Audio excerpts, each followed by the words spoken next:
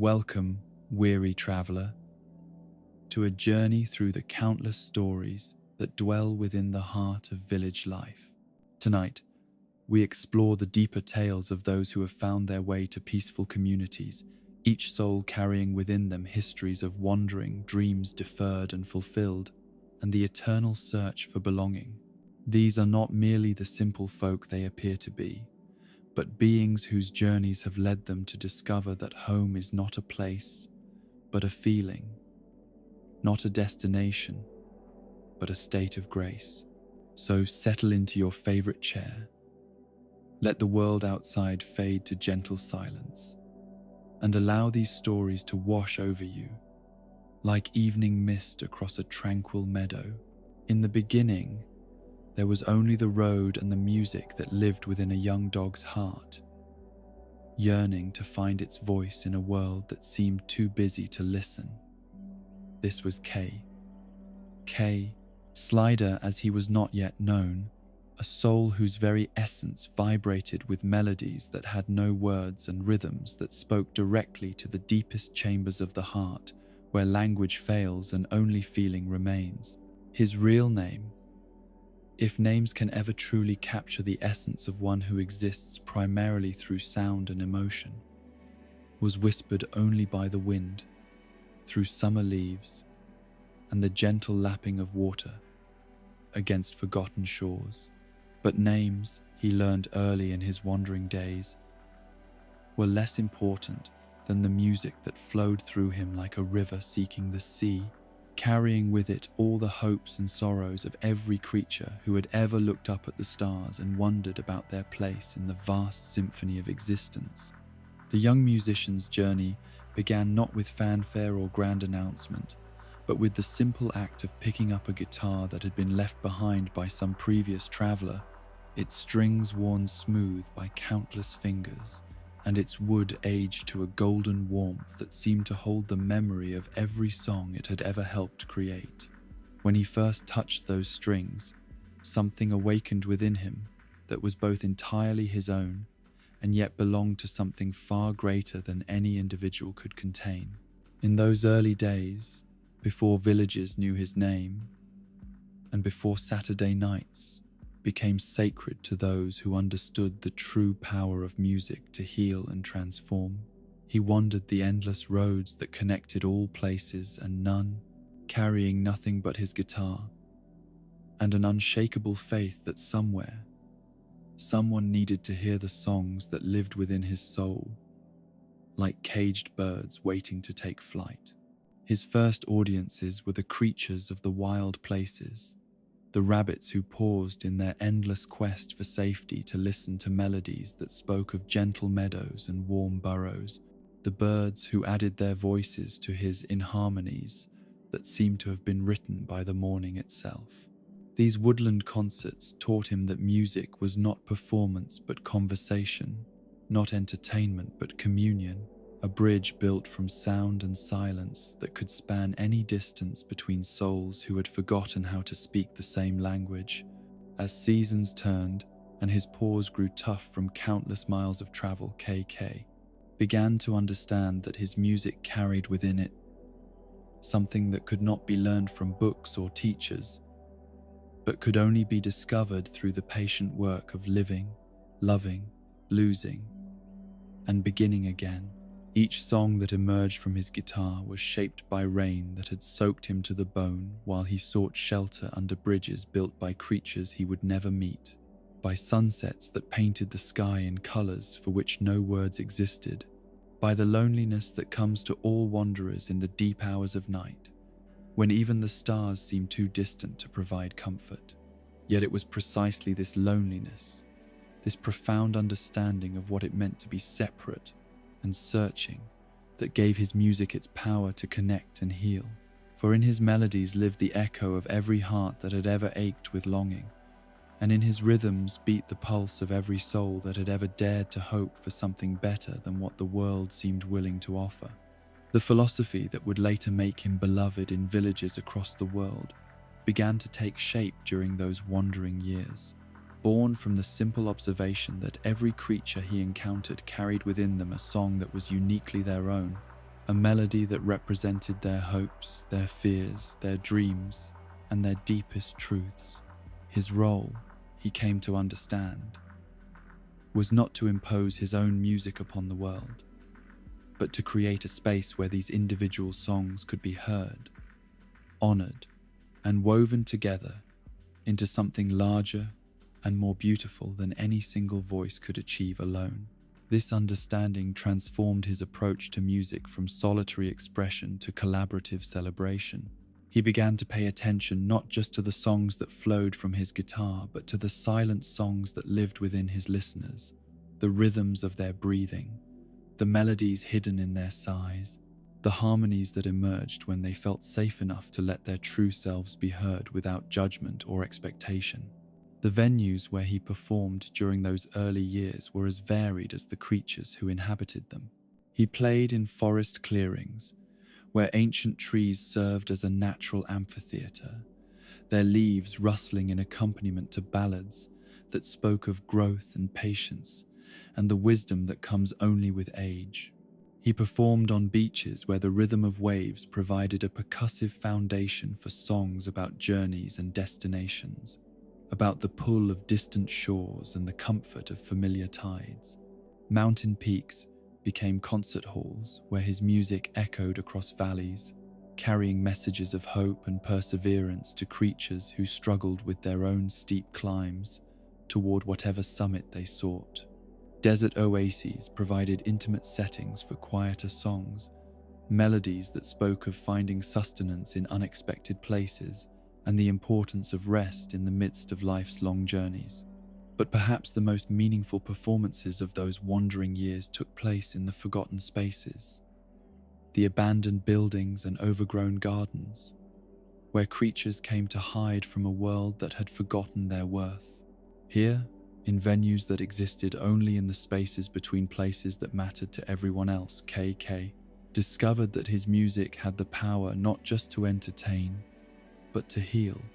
not just to distract, but to transform. He played for elderly creatures who had outlived their usefulness in the eyes of a world obsessed with youth and productivity. His melodies, reminding them that age brought not just loss, but wisdom, not just endings, but the deep satisfaction that comes from a life fully lived. He performed for the heartbroken, those who had loved deeply and lost completely,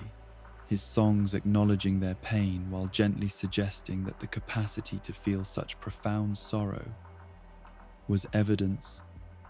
of an equally profound capacity for joy. Most importantly, he played for the lost ones,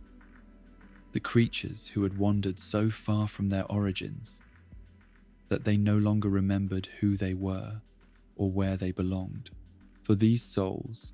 his music became a kind of map, not showing them how to return to where they had come from,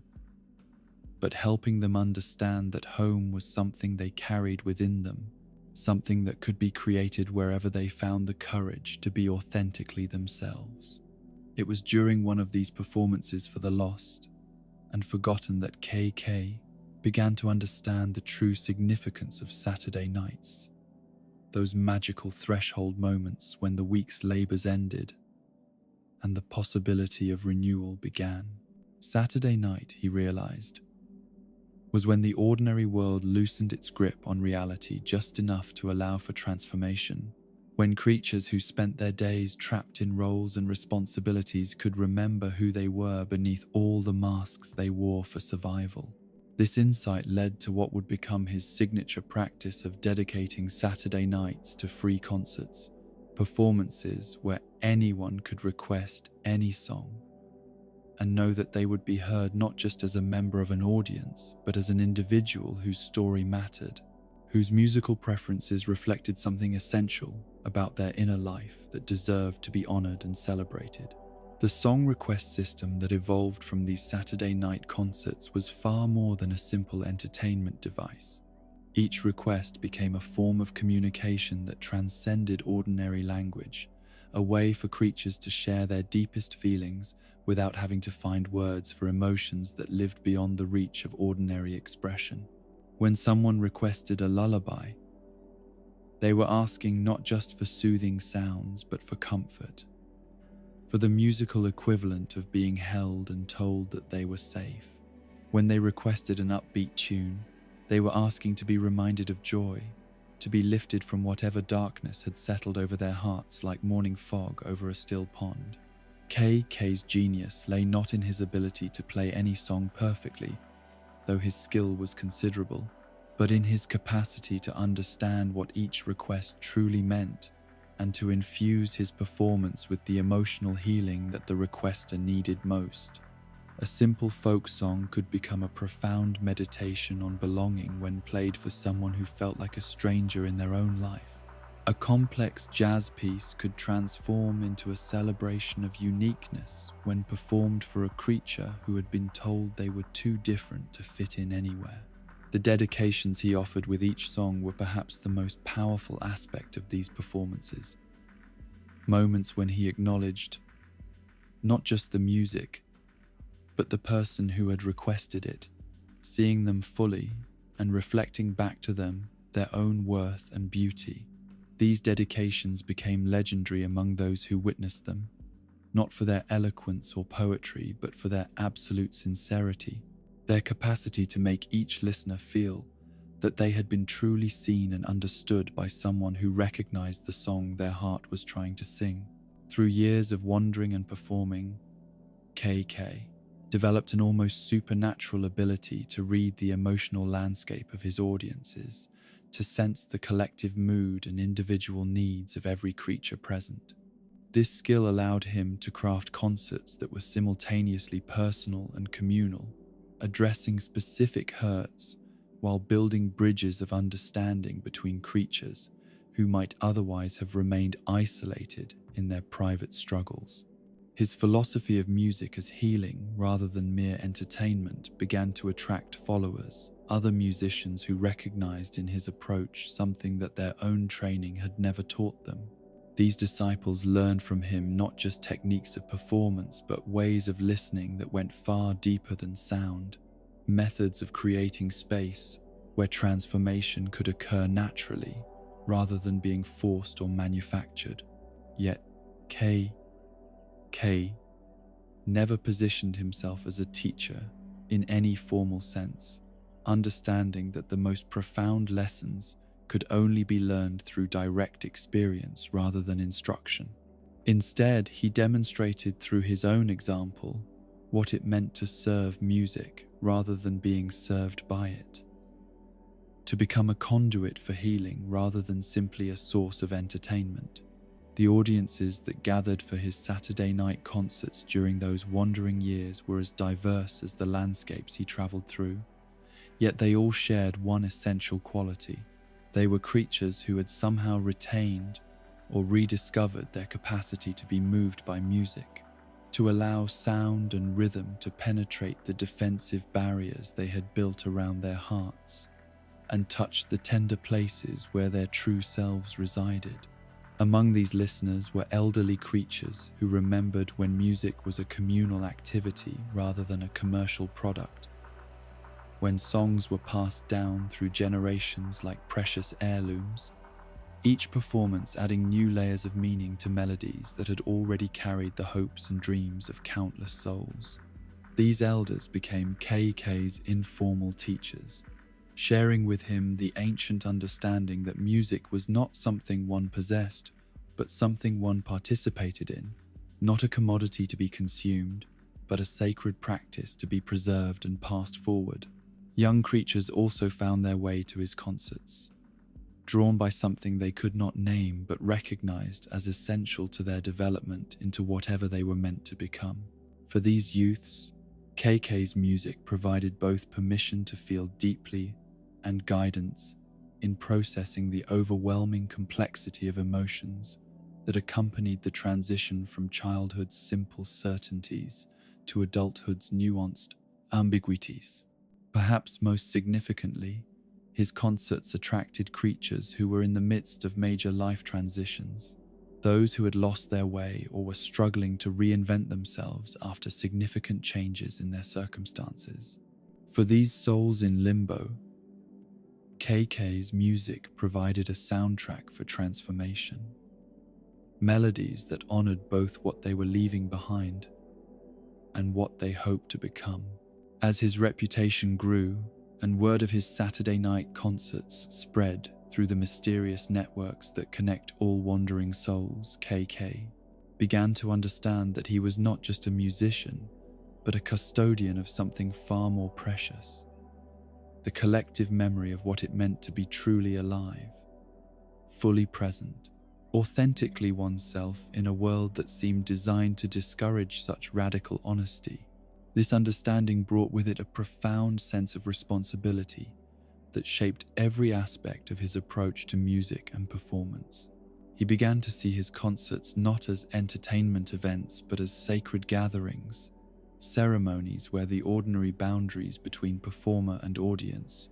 between individual and community, could dissolve in the shared experience of music that spoke directly to the soul. The songs he wrote during this period reflected this deepening understanding of his role as both musician and healer. His compositions became more complex emotionally, while remaining simple enough melodically that any creature could find their way into them, could make them their own through the act of listening with an open heart. Each song was crafted to create space for the listener's own experience rather than overwhelming them with the musician's personality or technical virtuosity. And so KK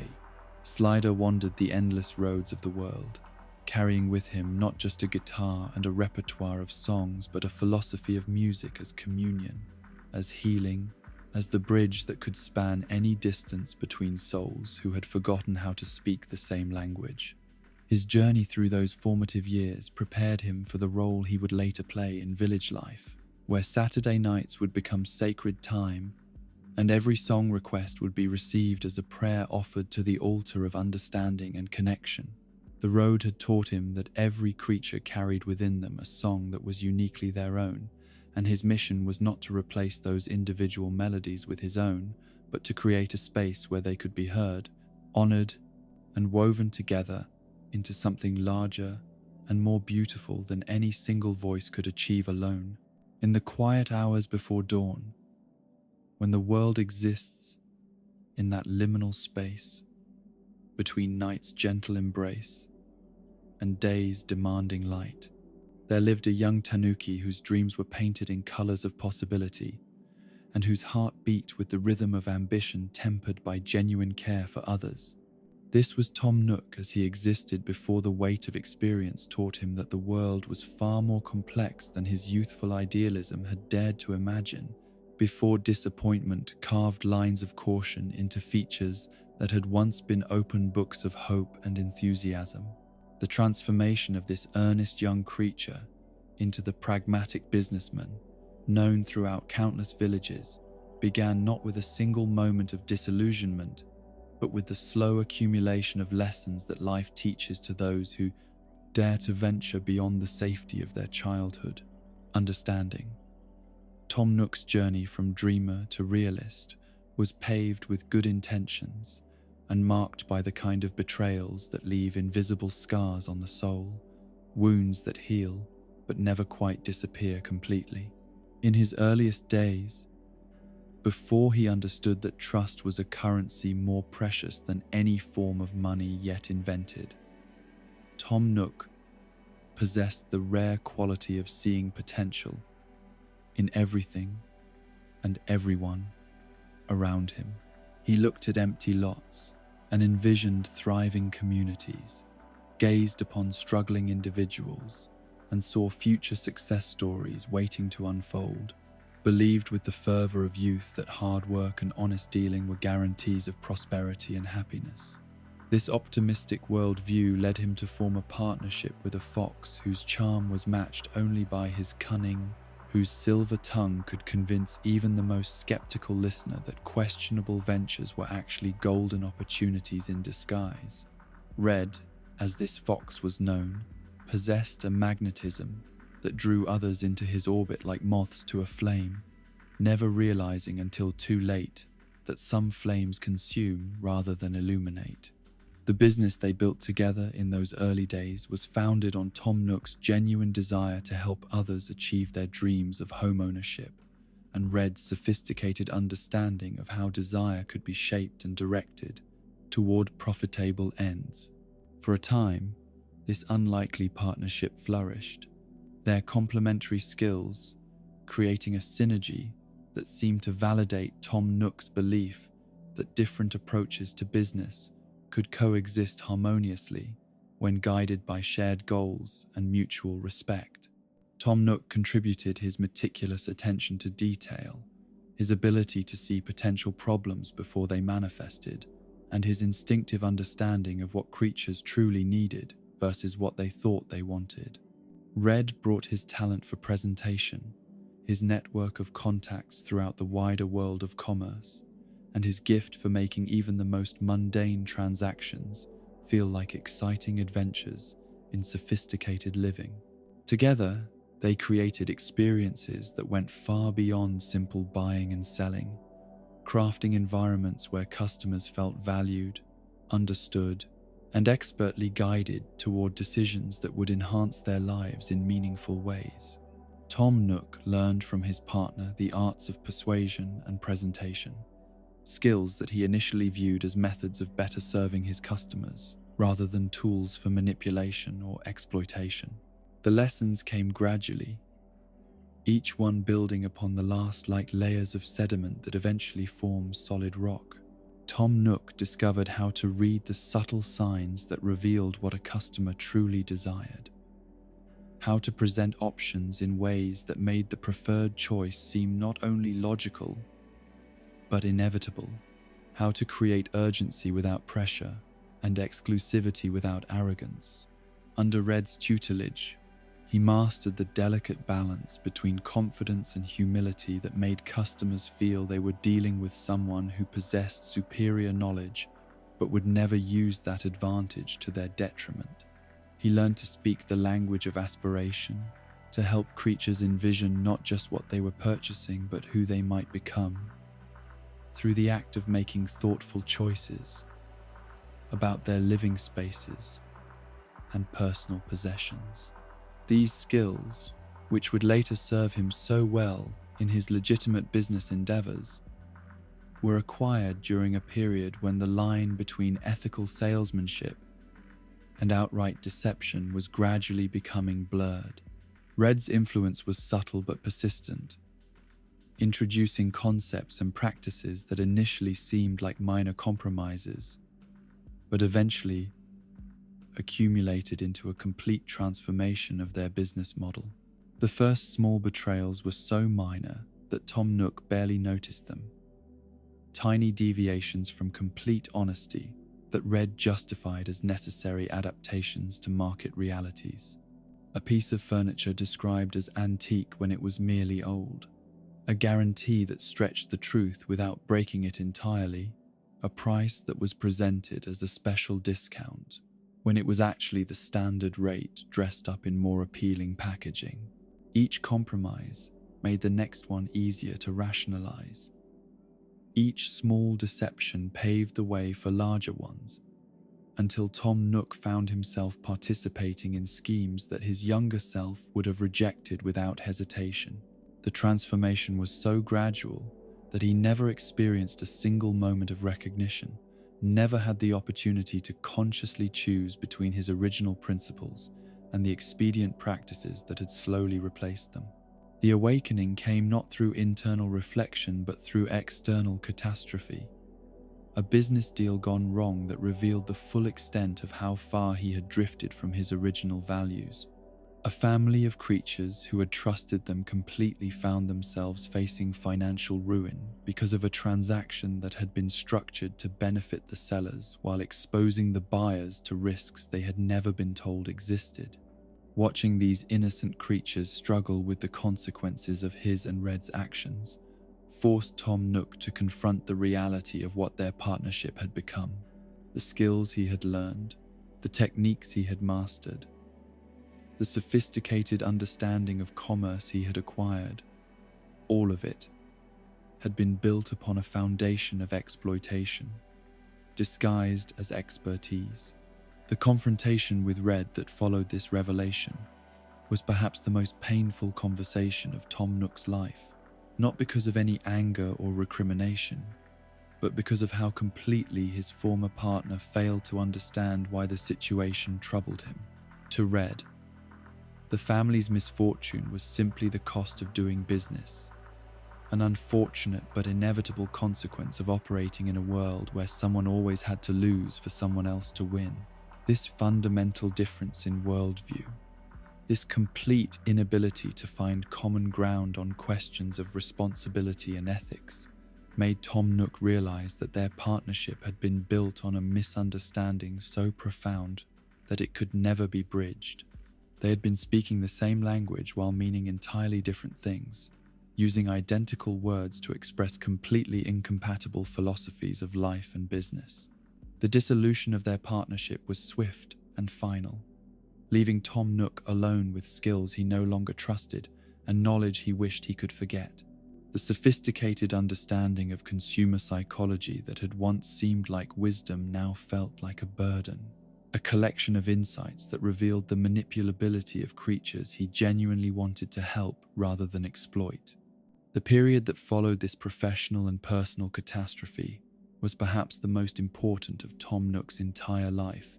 a time of deep reflection and careful reconstruction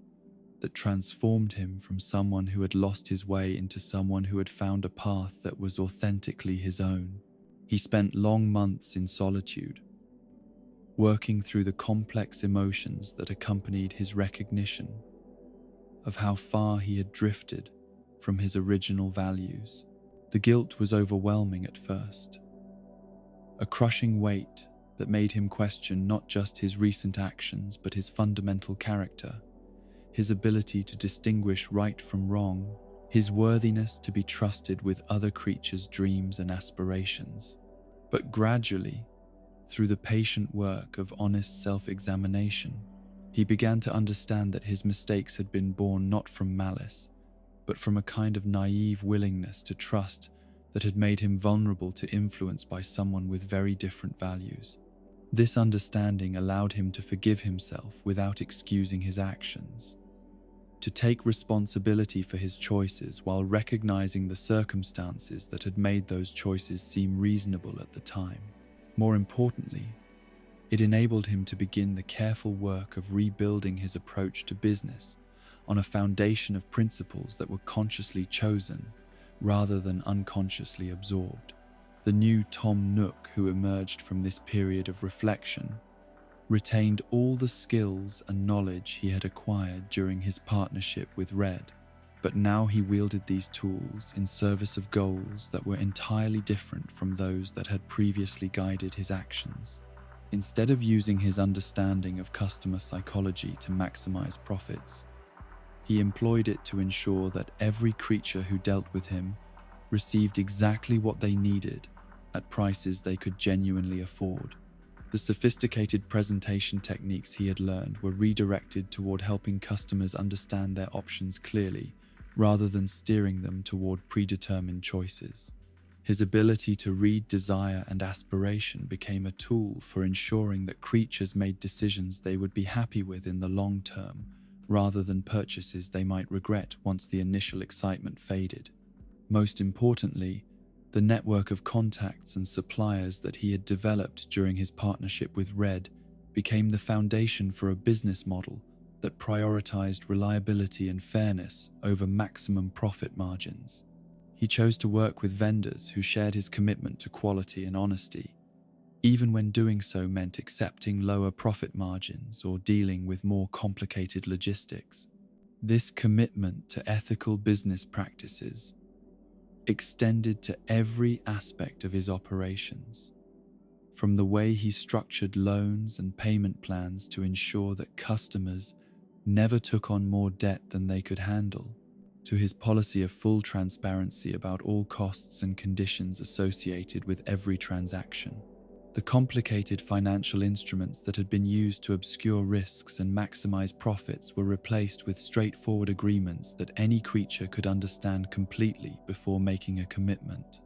The true test of Tom Nook's transformation came when he began to take on the responsibility of mentoring others, first in informal relationships with young creatures who sought his guidance, and later in the more structured arrangement that developed when two orphaned raccoon kits came into his care and eventually into his business. Timmy and Tommy, as these young creatures were known, arrived in Tom Nook's life during a period when his business practices had stabilized, but his personal sense of purpose was still developing. These eager, enthusiastic youngsters represented both an opportunity and a challenge, a chance to pass on the hard-won wisdom he had acquired, while ensuring that they avoided the pitfalls that had nearly destroyed his own moral compass. The decision to take them in was not made lightly,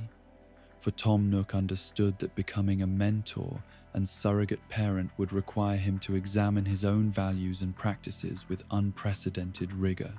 Every lesson he taught them, every example he set, would shape their understanding of what it meant to conduct business ethically and treat customers with genuine respect and care. The process of mentoring Timmy and Tommy forced Tom Nook to articulate principles that he had previously held more intuitively, to transform the lessons learned through painful experience into teachable wisdom that could guide others away from the mistakes he had made. This work of translation and transmission deepened his own understanding of why certain practices were harmful and others beneficial, moving his commitment to ethical business from the realm of emotion into the sphere of reasoned conviction. Under his careful guidance, the young raccoons learned not just the mechanics of retail operations, but the philosophy that should guide every interaction with customers. They discovered how to balance the legitimate needs of a business to remain profitable with the equally legitimate needs of customers to be treated fairly and honestly. Most importantly, they absorbed through daily example the understanding that true success in business came not from maximizing short-term profits, but from building long-term relationships based on trust and mutual benefit. The family business that emerged from this mentorship represented Tom Nook's complete transformation from the naive young tanuki who had been so easily led astray by a charismatic partner. Nook Incorporated, as it came to be known, embodied principles that were the exact opposite of everything he had learned during his partnership with Red, yet it employed all the skills and knowledge he had acquired during that period in service of entirely different goals. The company's approach to helping creatures achieve home ownership was revolutionary in its simplicity and transparency. Instead of using complex financial instruments to obscure risks and maximize profits, they offered straightforward arrangements that any customer could understand completely. Payment plans were structured to be genuinely affordable rather than merely appearing affordable, and every aspect of the process was designed to ensure that customers succeeded rather than struggled with their commitments. This philosophy extended beyond financial arrangements to encompass every aspect of the customer experience. The stores, operated by Nook Incorporated, were designed to be welcoming spaces where creatures could explore their options without pressure, where questions were encouraged rather than discouraged, and where the goal was always to help customers find solutions that truly met their needs rather than simply to complete transactions. The success of this approach validated Tom Nook's belief that ethical business practices were not only morally superior to exploitative ones, but also more sustainable and ultimately more profitable.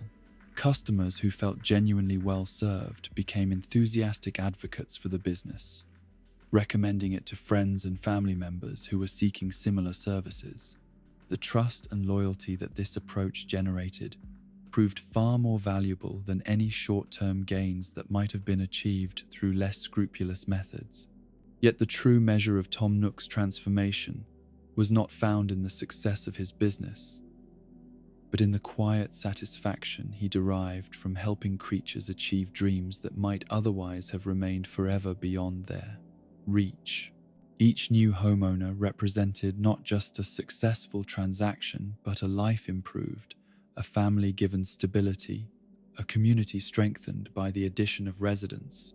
who felt genuinely invested in their neighborhood's well-being. The loans he provided were structured not just to be repayable, but to be empowering, giving creatures the opportunity to build equity and financial stability while pursuing their goals of home ownership. The flexible terms he offered recognized that life was unpredictable and that sometimes circumstances required adjustments to original agreements, but these modifications were always made in the spirit of partnership rather than exploitation. Meanwhile, across the village squares and main streets where Tom Nook's transformed philosophy was creating new possibilities for home ownership and community development, another family business was taking shape around principles that were equally strong, but expressed through entirely different means. The Able Sisters shop represented a different kind of response to life's challenges, one that emphasized creativity and mutual support as pathways to healing and growth. The story of Mabel, Sable, and Label began in tragedy, but was transformed through the patient work of sisterhood into something beautiful and sustaining. Their parents' death had left 3 young creatures to face the world alone, without the guidance and protection that should have been their birthright, forced to grow up far too quickly and shoulder responsibilities that no children should have to bear. In the aftermath of this devastating loss, each sister had responded in her own way to the challenge of survival and the burden of grief. Mabel, the youngest, had possessed a natural resilience that allowed her to continue believing in the possibility of joy and connection, despite the sorrow that had shattered their family's peaceful existence. Her optimism was not naive but hard-won, a conscious choice to focus on what remained beautiful in the world rather than dwelling on what had been lost. Sable, the middle sister, had reacted to their parents' death by withdrawing into the protective shell of work and routine, channeling her grief and fear into the meticulous practice of her craft. The sewing machine became her refuge, its steady rhythm providing a kind of meditation that allowed her to process emotions too complex and overwhelming to be addressed directly. Each stitch she placed was an act of creation that countered the destruction that had claimed their parents, a small assertion of order in the face of chaos. Label, the eldest, had responded to the tragedy by fleeing entirely, unable to bear the weight of memories and responsibilities that seemed to press down upon her like physical burdens. Her departure was not abandonment but a form of self-preservation, a recognition that she needed to discover who she could become away from the shadow of loss before she could hope to contribute meaningfully to her sister's recovery. The years that followed were marked by gradual healing and the slow reconstruction of family bonds that had been strained but not broken by grief and separation. Mabel's natural warmth and determination to maintain connections gradually drew Sable out of her protective isolation, while Label's eventual return brought with it new perspectives and experiences that enriched their collective understanding of what family could mean. The fashion business that they built together represented far more than a commercial enterprise. It was a testament to the healing power of creativity and the strength that could be found in mutual support and shared purpose. Each sister contributed her own unique gifts to their collective endeavor, creating a synthesis that was greater than the sum of its individual parts. Mabel brought her natural ability to connect with customers, to understand their hopes and insecurities, and to help them find clothing that expressed their authentic selves, rather than conforming to external expectations. Her approach to fashion was deeply personal, recognizing that what people wore was intimately connected to how they felt about themselves and how they wanted to be perceived by the world around them. Sable contributed her extraordinary technical skill and her understanding of how patience and precision could transform raw materials into objects of beauty and utility.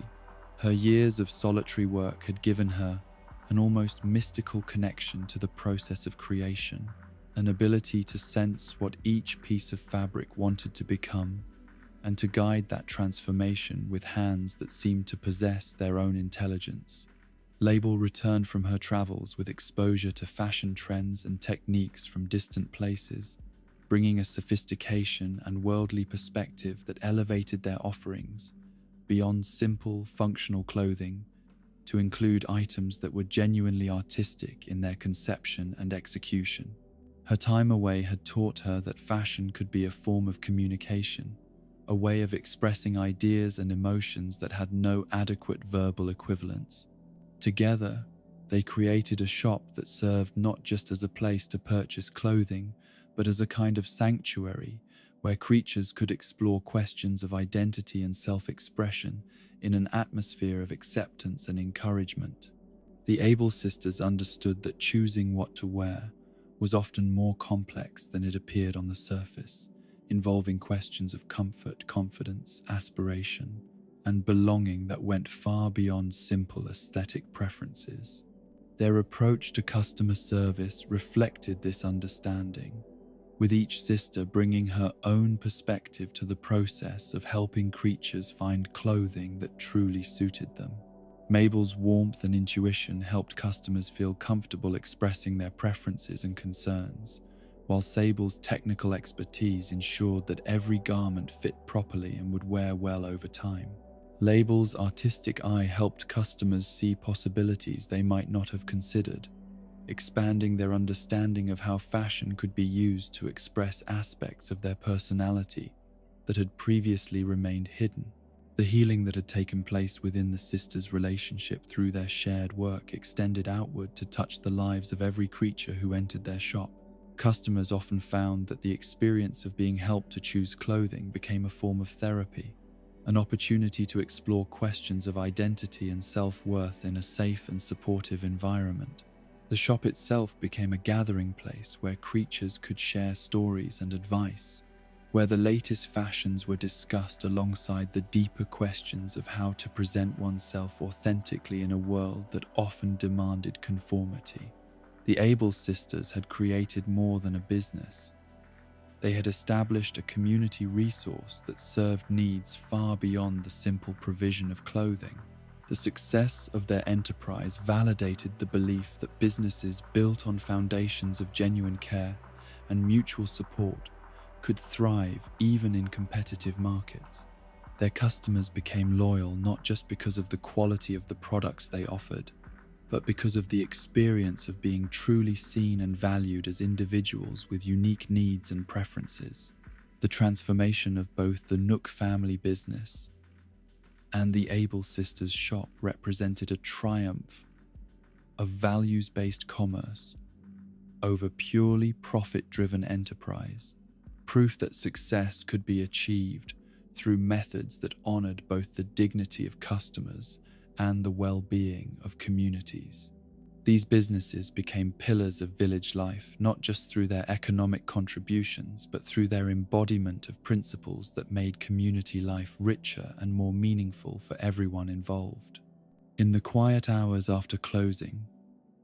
when the day's customers had returned to their homes, and the shop stood empty, except for the dreams and aspirations that lingered in the air like incense, both Tom Nook and the Able sisters could reflect on the knowledge that their work was contributing to something far greater than their individual success. They had created spaces where creatures could pursue their deepest aspirations while being supported by others who understood that true prosperity was measured not just in financial terms, but in the strength of relationships and the health of communities. In the gentle hours before sunrise, when the world exists in that sacred space between rest and responsibility, there lived a yellow dog whose entire being was devoted to the art of service. elevated to its highest form. Isabel, as she was known to the countless creatures whose lives she touched with her quiet competence and unwavering dedication, represented something that had become increasingly rare in a world that often confused busyness with productivity and efficiency with genuine care. Her journey toward becoming the perfect assistant began not with formal training or institutional education, but with an innate understanding that true service was not about following orders or completing tasks, but about anticipating needs and creating spaces where others could flourish according to their own unique natures and aspirations. This understanding had been born within her like a seed that carried within itself the complete blueprint of everything it was destined to become. Even as a young pup, Isabel had possessed an almost supernatural ability to sense what others needed before they themselves were fully aware of their requirements. She could detect the subtle signs of fatigue in a playmate's voice and suggest a rest before exhaustion set in, could perceive the first whispers of confusion in a friend's questions, and offer clarification before misunderstanding could take root and grow into frustration or conflict. This gift for anticipatory care extended far beyond simple interpersonal relationships into every aspect of her interaction with the world around her. She could sense when systems were beginning to strain under their burdens and suggest adjustments before breakdowns occurred, could perceive the early signs of problems developing in complex situations and offer solutions while they were still manageable, rather than waiting until they had grown into crises requiring dramatic intervention. The training that shaped her natural gifts into professional skills was unlike anything offered in conventional schools or programs, for it required not just the acquisition of knowledge and techniques, but the development of an almost mystical sensitivity to the rhythms and patterns that governed community life. Her instructors were themselves masters of the art of service, creatures who had discovered that their greatest fulfillment came not from personal achievement, but from enabling others to achieve their own goals and dreams. Under their patient guidance, Isabel learned that efficiency was not about speed but about elegance, not about cutting corners but about finding the most graceful path through complex challenges. She discovered that organization was not about rigid systems, but about flexible structures that could adapt to changing circumstances while maintaining their essential function of creating order from chaos. Most importantly, she learned that true assistance required a deep understanding of the people being served, an appreciation for their individual strengths and weaknesses, their hopes and fears, their conscious goals, and their unconscious needs. This understanding could not be gained through observation alone, but required a kind of empathetic immersion that allowed her to experience, to some degree, what it felt like to be in their position and facing their particular challenges. The balance between efficiency and genuine care that became Isabel's signature approach was perhaps the most difficult aspect of her training to master, for it required her to maintain perfect professional competence while never allowing that competence to become cold or impersonal. She learned to complete tasks with flawless precision while ensuring that every interaction left the recipient feeling valued and understood rather than simply processed or managed. This delicate balance extended to every aspect of her work, from the way she answered questions with information that was not just accurate, but presented in a manner that made it easy for the recipient to understand and act upon, to her method of managing schedules that took into account not just the logical requirements of efficiency, but the emotional and psychological needs of the creatures whose time she was coordinating. Her approach to problem-solving reflected this same integration of competence and compassion, as she developed techniques that addressed not just the surface manifestations of difficulties,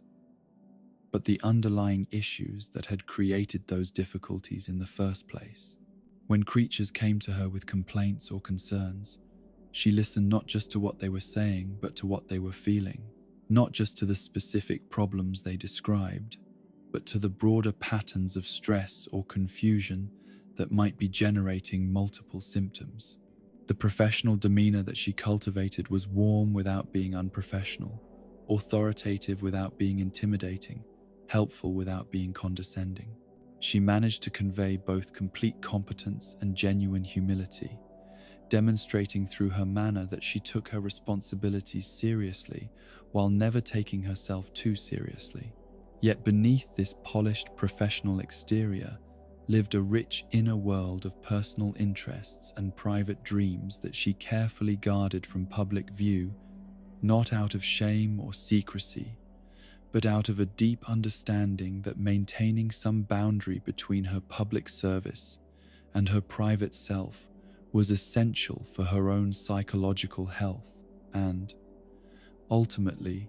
for her ability to serve others effectively. Her love of fitness and physical activity was perhaps the most visible of these personal interests, though even this was often misunderstood by those who saw only the surface manifestations of her exercise routines without understanding their deeper significance. For Isabel, physical fitness was not about appearance or competition, but about maintaining the energy and clarity of mind that her demanding work required. The early morning runs that she took before beginning her official duties were as much mental preparation as physical exercise, time spent in moving meditation that allowed her to process the events of the previous day and prepare herself emotionally and intellectually for whatever challenges the new day might bring. The rhythm of her footsteps on quiet paths served as a kind of prayer, a repetitive practice that helped center her consciousness and align her intentions with her highest aspirations for service. Her interest in organization and efficiency extended into her personal life. But here it took on a different character, becoming less about serving others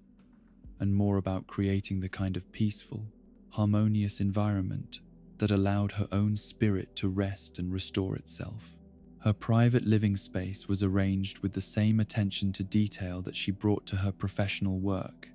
but the goal was not impressive efficiency but gentle beauty, not optimal productivity but serene comfort.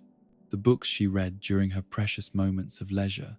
reflected interests that were both broader and more personal than those she pursued in her professional capacity. While her work required her to stay current with the latest developments in administration and community management, her private reading ranged across subjects that fed her soul rather than just her professional competence. Poetry that spoke to the beauty she perceived in well-organized systems, philosophy that helped her understand the deeper meaning of service, stories that reminded her of the individual humanity behind every administrative task. Music played a particularly important role in her personal life, providing both relaxation and inspiration during the quiet hours when she was not actively serving others. Her taste in music was as carefully cultivated as every other aspect of her life, favoring compositions that reflected the qualities she most valued: harmony, balance, beauty emerging from complexity, the kind of structured creativity that she strove to bring to her own work. The weight of responsibility that came with her position was something she carried with characteristic grace, though it was a burden that few fully appreciated. Every decision she made, every system she implemented, every piece of advice she offered had the potential to affect not just individual creatures but entire communities, rippling outward in ways that could not always be predicted or controlled. This responsibility extended far beyond the obvious aspects of her work into subtle areas that required constant vigilance and careful judgment. The way she prioritized tasks could influence which community projects received attention and which were delayed. Her manner of communicating information could shape how important decisions were understood and implemented. Even her mood and energy level could affect the overall atmosphere of the environments where she worked. Understanding the scope of this influence had taught her to approach every aspect of her work with a kind of sacred attention, treating even the smallest tasks as opportunities to contribute positively to the well-being of others.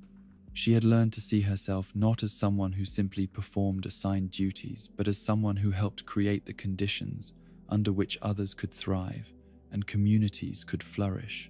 The maintenance of community harmony was perhaps the most complex and demanding aspect of her responsibilities, requiring her to navigate the intricate web of relationships and competing interests that existed in any group of individuals trying to live and work together. This work was part diplomacy, part psychology, part logistics, and part art, demanding skills that could not be learned from textbooks or training manuals, but had to be developed through experience and intuition. When conflicts arose, as they inevitably did in any community of diverse individuals with different needs and preferences,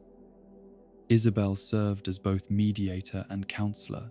helping the parties involved find common ground while ensuring that the broader community was not disrupted by their disagreements.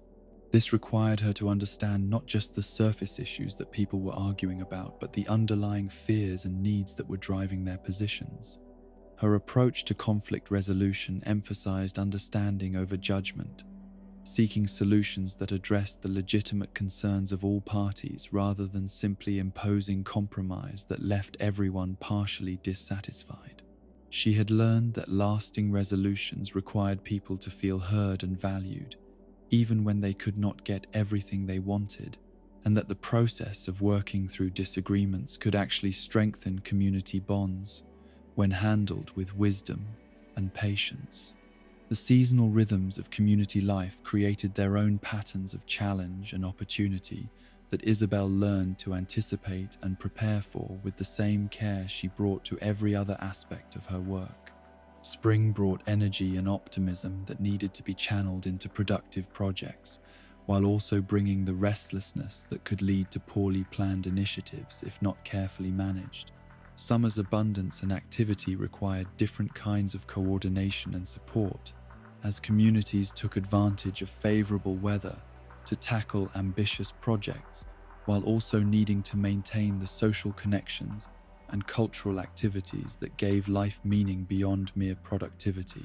The long days and warm weather created opportunities for celebration and community building that enriched everyone's experience of life. Autumn brought its own challenges as communities prepared for winter,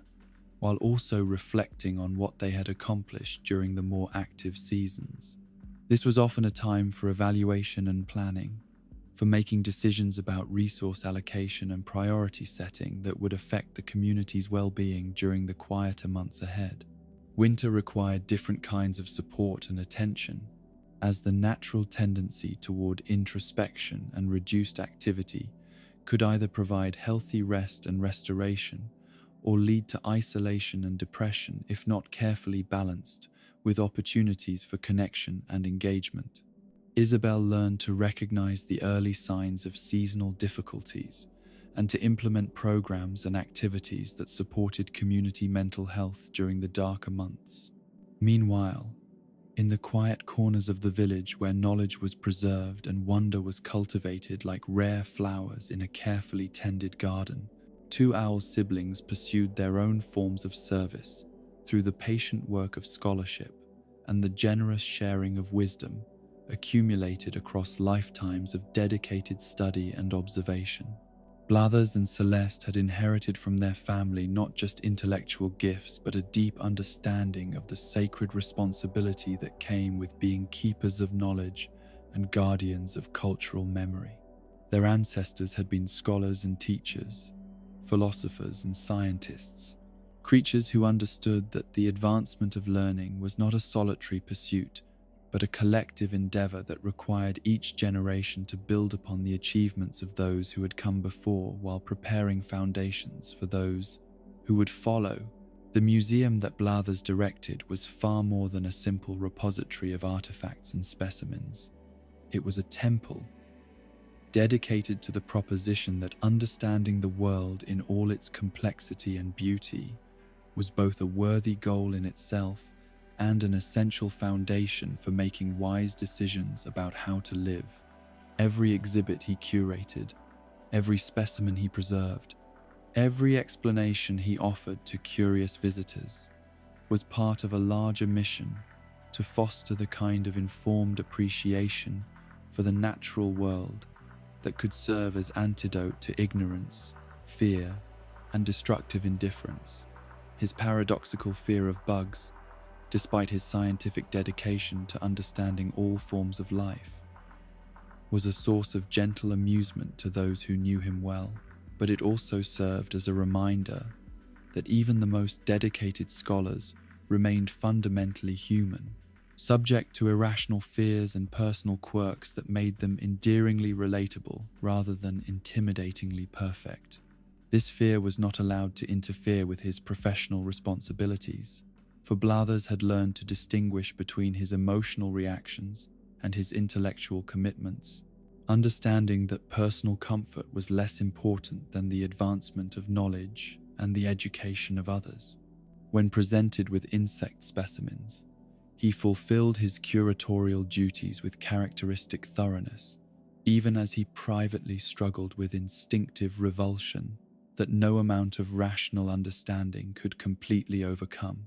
The irony of this situation was not lost on him, and he had developed a kind of philosophical acceptance of the contradiction between his fears and his values that actually deepened his empathy for others who struggled with their own internal conflicts. He understood from direct experience how difficult it could be to align one's actions with one's ideals, and this understanding informed his patient approach to education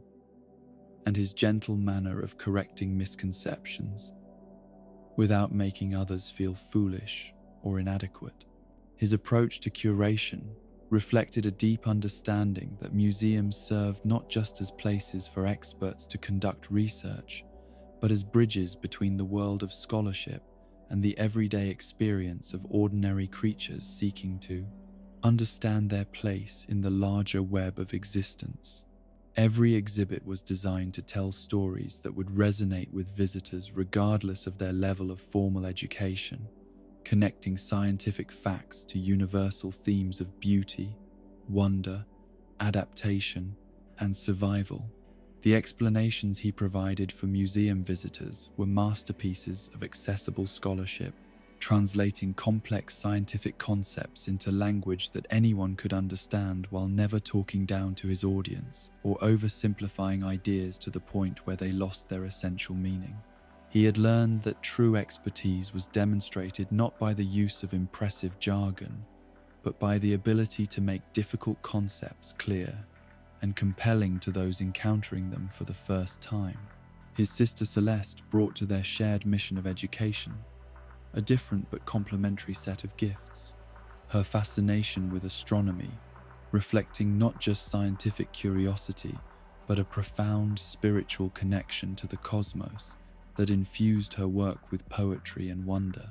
Her nighttime observations of stars and planets were as much meditation as research, time spent in communion with forces and phenomena that dwarfed earthly concerns, while simultaneously connecting her to the larger patterns that governed all existence.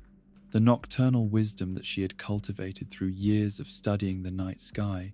gave her a unique perspective on the rhythms of life and the relationship between individual experience and cosmic patterns. She understood that the same forces that governed the movements of planets and the life cycles of stars were at work in the daily lives of every creature, creating connections and influences that were usually invisible,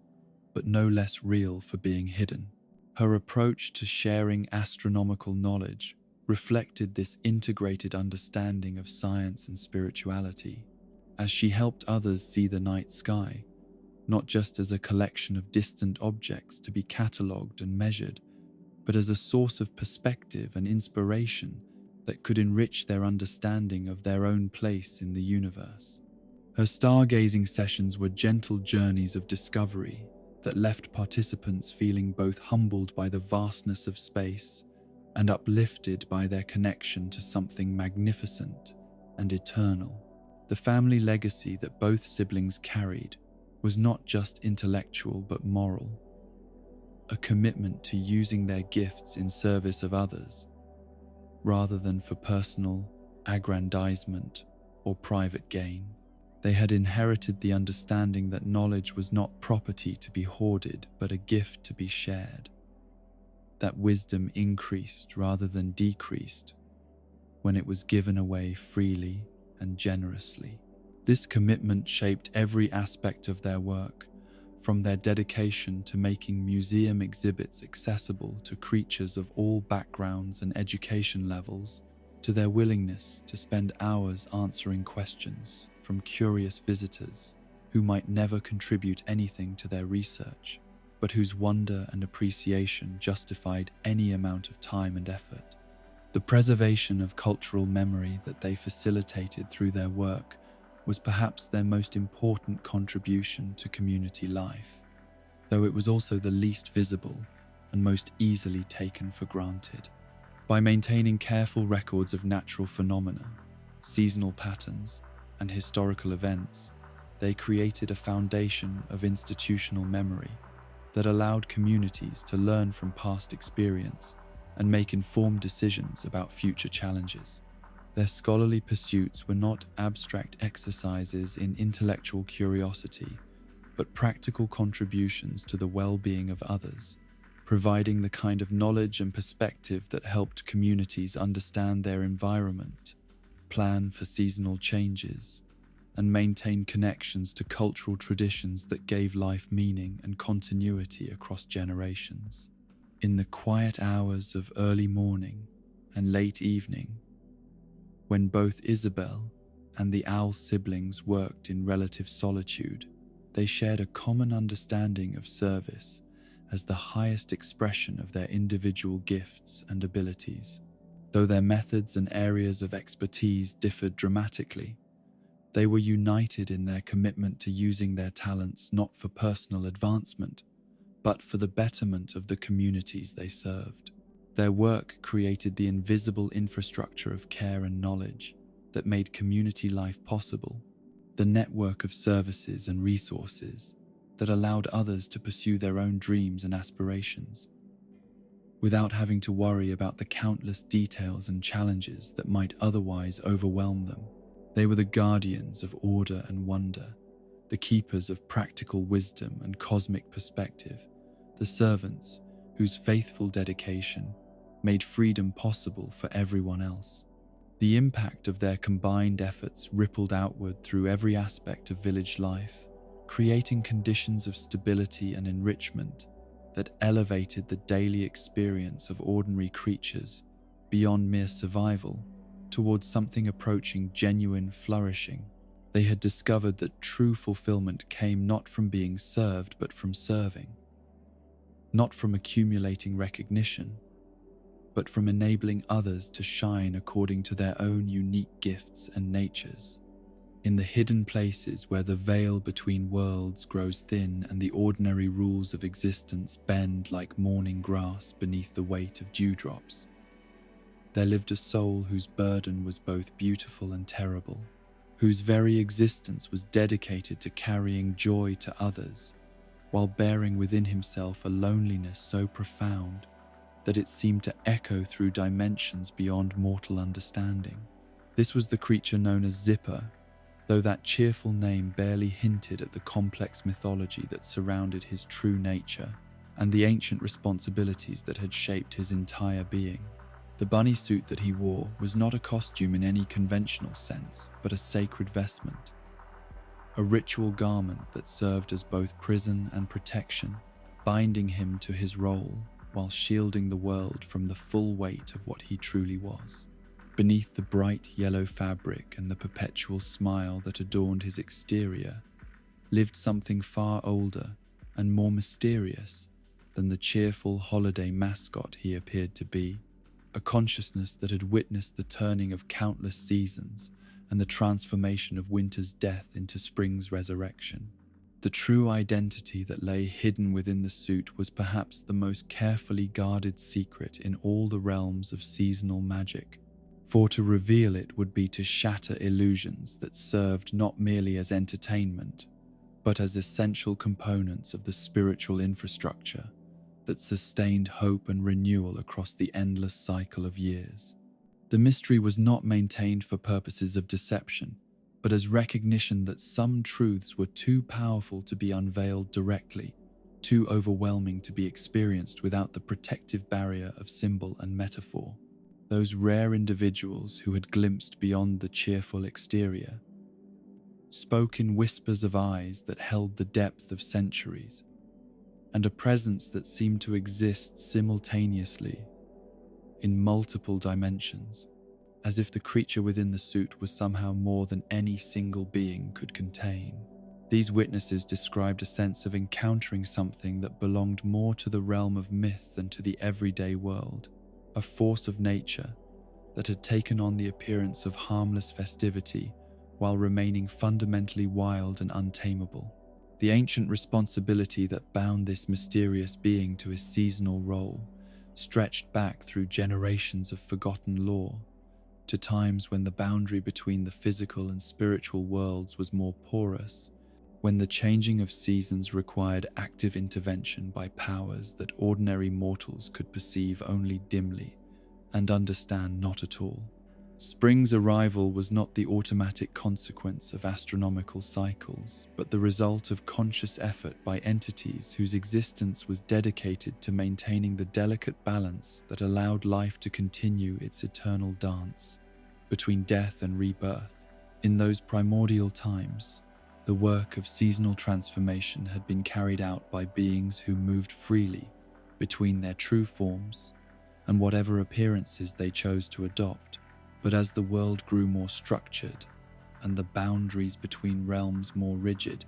these ancient spirits found themselves increasingly constrained by the expectations and limitations of the creatures they served. The need to appear harmless and approachable gradually transformed from convenience to necessity,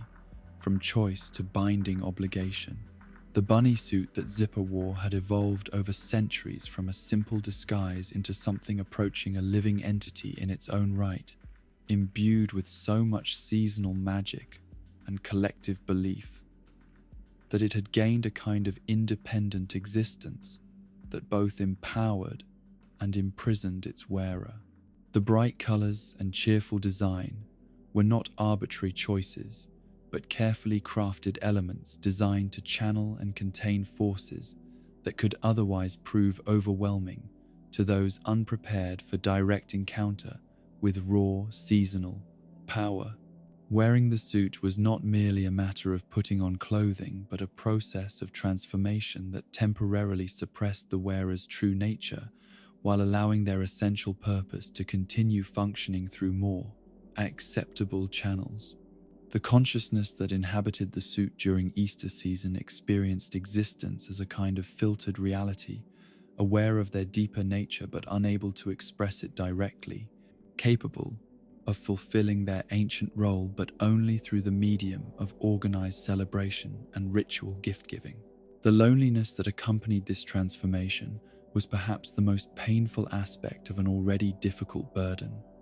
For while the suit allowed its wearer to interact with others, it also created a barrier that prevented genuine connection or authentic relationship. The cheerful exterior that brought such joy to others became a wall that separated the seasonal spirit from the very creatures he was dedicated to serving, allowing him to give endlessly while never receiving the understanding or companionship that his own soul craved. This isolation was compounded by the fact that his true nature could never be revealed or discussed, that the depth of his sacrifice could never be acknowledged or appreciated by those who benefited from it, the children who delighted in his appearances, the adults who found their spirits lifted by his antics, the entire communities that were renewed and energized by his seasonal visits.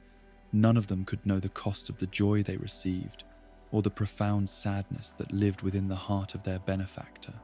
The work itself, while deeply meaningful, was also exhausting in ways that went far beyond simple physical tiredness, for it required the constant maintenance of a persona that was simultaneously authentic to his purpose and false to his nature. Every interaction demanded that he project enthusiasm and joy, while suppressing the more complex emotions that were equally part of his true self, creating a kind of spiritual strain that accumulated over the years like sediment settling in the depths of a still pond. Yet within this burden lay a form of sacred service that elevated suffering into something approaching divinity, transforming personal sacrifice into cosmic function and individual pain into universal benefit. The seasonal spirit who inhabited the zipper suit had discovered that meaning could be found not in the elimination of suffering, but in its transformation into something that served purposes greater than personal comfort or individual fulfillment. The deeper meaning of Easter that he embodied through his presence and activities went far beyond the simple celebration of spring's arrival or the distribution of colorful eggs and festive treats. His role represented the eternal promise that winter's seeming death was always followed by spring's resurrection, that what appeared to be endings were actually transformations, that the cycles of loss and renewal that governed all existence contained within them reasons for hope, even in the darkest moments. This promise was not merely abstract philosophy, but concrete reality made manifest through the power of ritual and symbol, given substance through the collective belief of communities that participated in seasonal celebrations with genuine faith in their transformative power. The eggs that were hidden and found, the festivities that were organized and enjoyed, the sense of renewal and possibility that accompanied spring's return, all of these were both symbol and substance, representation and reality, physical activities that created spiritual effects. The magic that flowed through these celebrations was not supernatural in any flashy or dramatic sense, but was instead the quiet miracle of psychological and emotional transformation, the way that participation in meaningful ritual could actually change the inner landscape of those who engaged with it sincerely. The joy that Zipper brought to others was not illusion or temporary distraction, but genuine healing, real renewal, authentic transformation that rippled outward through individual lives and community relationships. Understanding this gave meaning to the sacrifice required by his role, transforming what might otherwise have been merely personal suffering into something that served the deepest needs of those around him. The loneliness and constraint that came with wearing the suit became bearable when viewed as the price of providing something essential to the spiritual health of entire communities. The cost of maintaining connections to sources of renewal that modern life often obscured or destroyed. The seasonal performance that he was required to maintain was not mere entertainment, but a form of spiritual theater in which every gesture and word carried significance beyond its surface appearance, contributing to a larger narrative about the nature of time, change, and the eternal possibility of new beginnings. The cheerful personality that he projected was not fake, but was rather one authentic aspect of his complex nature, the part of himself that was genuinely devoted to bringing happiness to others, even at considerable personal cost. Meanwhile, in the realm of winter's domain, where snow fell like letters, written in a language that only the purest hearts could read, and the aurora danced across skies that seemed to hold the very essence of wonder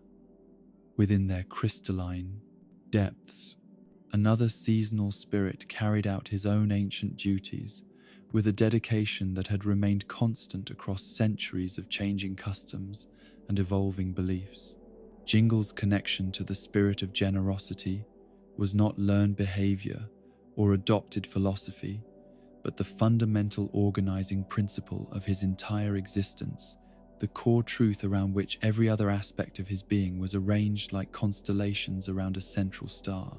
His origins stretched back through time to epochs, when the giving of gifts was understood not as optional kindness but as essential maintenance of the spiritual bonds that held communities together and connected individual lives to larger patterns of meaning and purpose.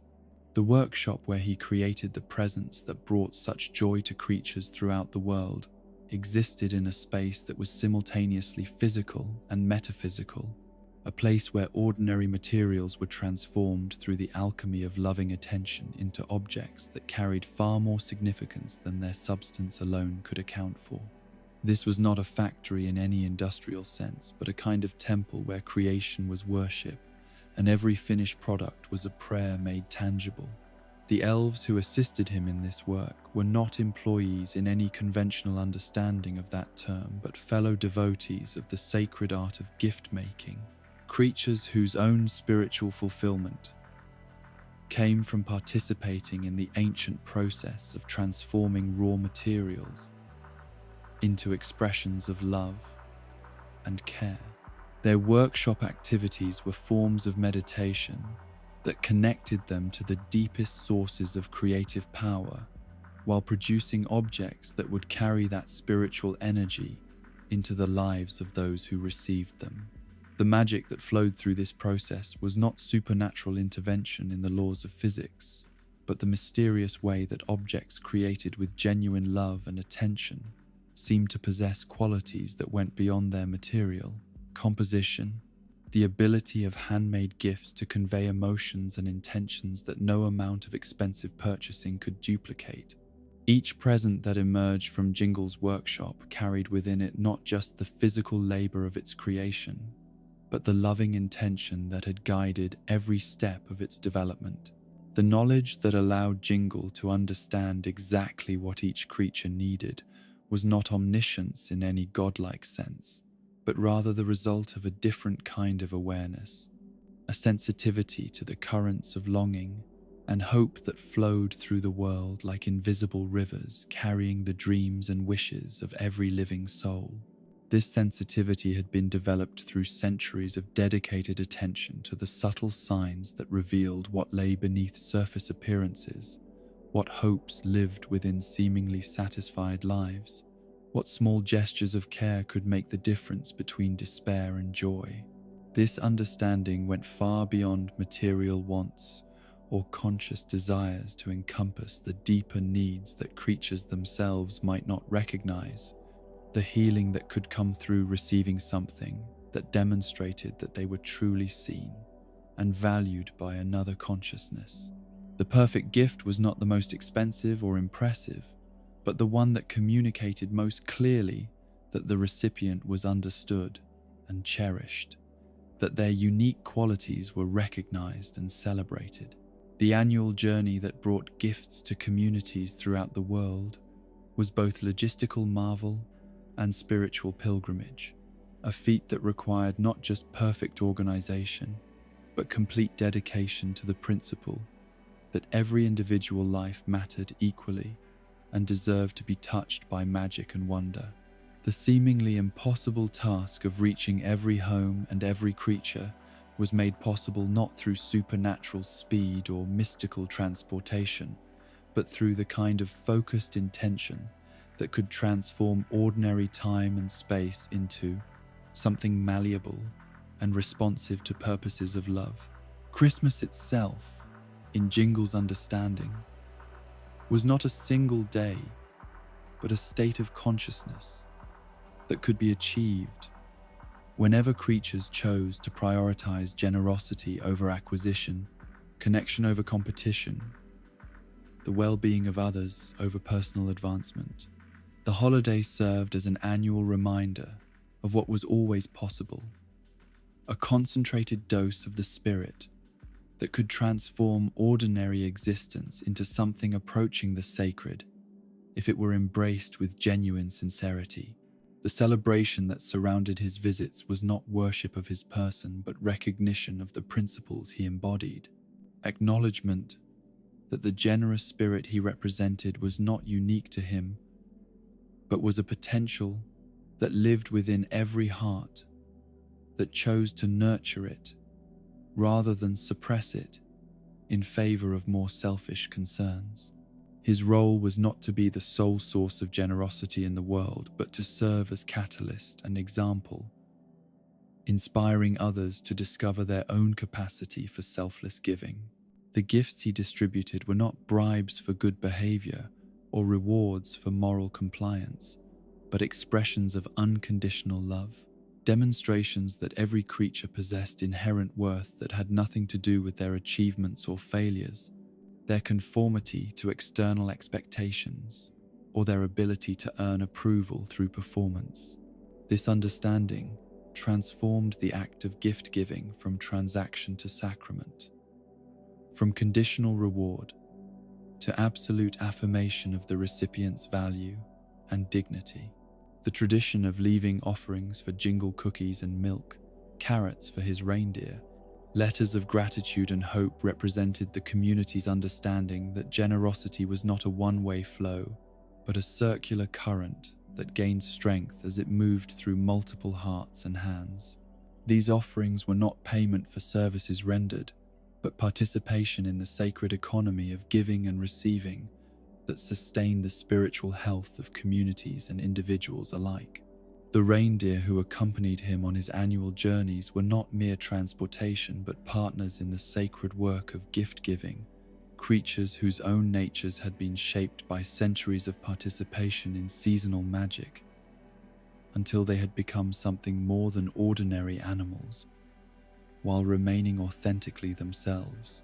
Their ability to navigate by starlight and traverse impossible distances was not supernatural power, but the natural result of lives completely dedicated to service of the generous spirit.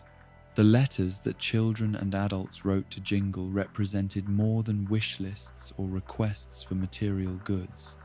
They were forms of prayer that connected individual hopes to larger currents of possibility, expressions of faith that the world contained sources of care and magic that could respond to sincere need with appropriate blessing. The act of writing these letters was itself transformative, requiring the writers to articulate their deepest desires and thereby gain greater clarity about what they truly valued. The seasonal spirits who maintained the sacred rhythms of renewal and generosity carried burdens that were invisible to those who benefited from their service. Yet they found in these burdens a form of meaning that transcended personal comfort or individual fulfillment. Their sacrifice was not tragic but triumphant, not loss but transformation, not suffering, but the conscious choice to serve purposes greater than themselves, while discovering that in losing themselves, they had found their truest identities. In the quiet moments between seasons, when their public roles were set aside and they could exist more authentically as whatever they truly were beneath their ceremonial obligations, both Zipper and Jingle shared the profound satisfaction that came from knowing their existence served essential purposes in the larger economy of hope and healing that sustained life's capacity for beauty and meaning. Their loneliness was real, and their sacrifices genuine, but both were transformed by their service into something that connected them not just to the creatures they served, but to the eternal patterns of renewal and generosity that gave structure and purpose to existence itself. They had discovered that true fulfillment came not from being understood or appreciated, but from understanding and appreciating their role in the great web of relationships that connected all things in patterns of mutual care and support. The seasonal magic they embodied and maintained was not escape from the ordinary world, but transformation of it. Not denial of difficulty and sorrow, but their integration into larger patterns that revealed hidden meanings and unexpected possibilities for healing and growth. Through their faithful service, winter always gave way to spring, and every act of authentic generosity created ripples of possibility that extended far beyond the immediate moment of giving into future generations of hope and renewal. In the shadowed corners of memory where regret lives alongside hope and the past refuses to remain quietly buried beneath the accumulated weight of years and experience, there existed a tale of friendship transformed into rivalry, of trust betrayed and slowly rebuilt, of two souls whose destinies had become so intertwined that neither could fully understand his own story without reference to the other's journey through darkness towards something approaching redemption. The fox known as Red carried within his amber eyes the accumulated weight of countless schemes and deceptions, each one a small betrayal of the idealistic young creature he had once been, before the world taught him that survival often required the abandonment of principles that seemed designed more for martyrs than for those who intended to thrive in an environment where innocence was frequently rewarded with exploitation, and honest dealing was often mistaken for weakness or naivety. His early partnership with Tom Nook had begun in a spirit of genuine collaboration and mutual respect. Two young entrepreneurs, whose complementary skills and shared vision had created something that was greater than the sum of its individual parts. Red had brought to their venture a sophisticated understanding of presentation and persuasion, an ability to transform ordinary transactions into experiences that left customers feeling that they had participated in something special and exclusive, rather than merely purchasing goods or services. Tom Nook had contributed his meticulous attention to detail, his instinctive understanding of what customers truly needed versus what they thought they wanted, and most importantly, his unwavering commitment to ethical business practices that prioritized long-term relationships over short-term profits. Together, they had created a business model that seemed to prove that commercial success and moral integrity were not mutually exclusive, but could actually reinforce each other when properly balanced. The corruption of this partnership had been so gradual that neither participant had recognized it as it was happening, a slow drift from ethical practices toward increasingly questionable methods that had been justified at each step as necessary adaptations to market realities, rather than fundamental compromises of their original values. Red's influence had been subtle but persistent, introducing concepts and techniques that initially seemed like minor enhancements to their legitimate business practices,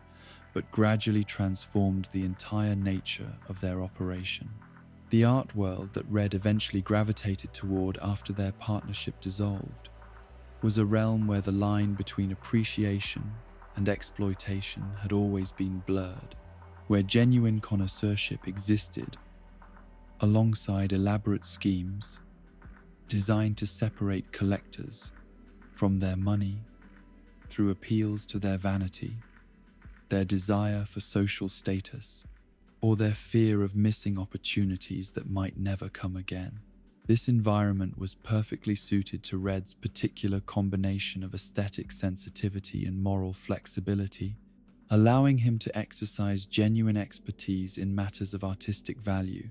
while also exploiting the psychological vulnerabilities of customers who were more interested in owning impressive objects than in truly understanding or appreciating them. The art trade provided a sophisticated framework within which questionable practices could be disguised as legitimate business methods, where forgeries could be passed off as authentic works and inflated valuations could be presented as informed professional assessments. The forgeries that became Red's specialty were not crude imitations designed to fool casual observers, but sophisticated reproductions that required genuine skill and knowledge to create, works that demonstrated both his appreciation for authentic artistic achievement and his willingness to profit from the deception of those who trusted his expertise. Each forged painting or sculpture represented a complex moral calculation, a decision to prioritize immediate profit over long-term integrity, personal advancement over the well-being of those who relied upon his supposed honesty. Yet, even as he descended deeper into the morally ambiguous world of art dealing, Red retained a genuine appreciation for beauty and craftsmanship that complicated his relationship with his own deceptive practices. He could recognize authentic masterpieces with the eye of a true connoisseur while simultaneously creating elaborate schemes to profit from false ones, maintaining two completely contradictory relationships with art that existed side by side in his consciousness without ever being fully reconciled. This internal contradiction created a kind of psychological tension that manifested in the elaborate theatricality of his sales presentations, performances that were simultaneously genuine expressions of his aesthetic passion and calculated deceptions designed to manipulate customer emotions and bypass rational evaluation of what was being offered. His enthusiasm for the works he sold was often completely authentic, even when the works themselves were not, creating a complex layering of truth and falsehood that made it difficult even for him to determine where genuine appreciation ended and commercial manipulation began. The customers who fell victim to his schemes were not typically naive innocents, but were often themselves driven by motivations that had more to do with social status and investment potential than with genuine love of art, making them complicit in their own deception to degrees that varied with their individual levels of self-awareness. The wealthy collectors who sought to acquire prestigious works without developing the knowledge necessary to evaluate them authentically were in some sense asking to be deceived, creating a market demand for exactly the kind of sophisticated forgeries that Red specialized in providing. This mutual complicity did not excuse the deception, but it did create a moral landscape that was far more complex than simple categories of victim and perpetrator could adequately describe. A situation where everyone involved bore some responsibility for maintaining systems that prioritized possession over appreciation and status over understanding. The art world that enabled Red's practices was corrupted not just by individual dishonesty, but by collective values that had transformed aesthetic objects into commodities and cultural appreciation into competitive consumption. The gradual return to more legitimate business practices that marked the later phases of Red's career was not the result of any sudden moral awakening, but rather the slow accumulation of experiences that gradually shifted his understanding of where his own long-term interests actually lay. The elaborate schemes that had initially seemed so profitable began to require increasing amounts of energy to maintain, while the network of lies and deceptions necessary to support them created vulnerabilities that threatened to undermine everything he had built. More significantly,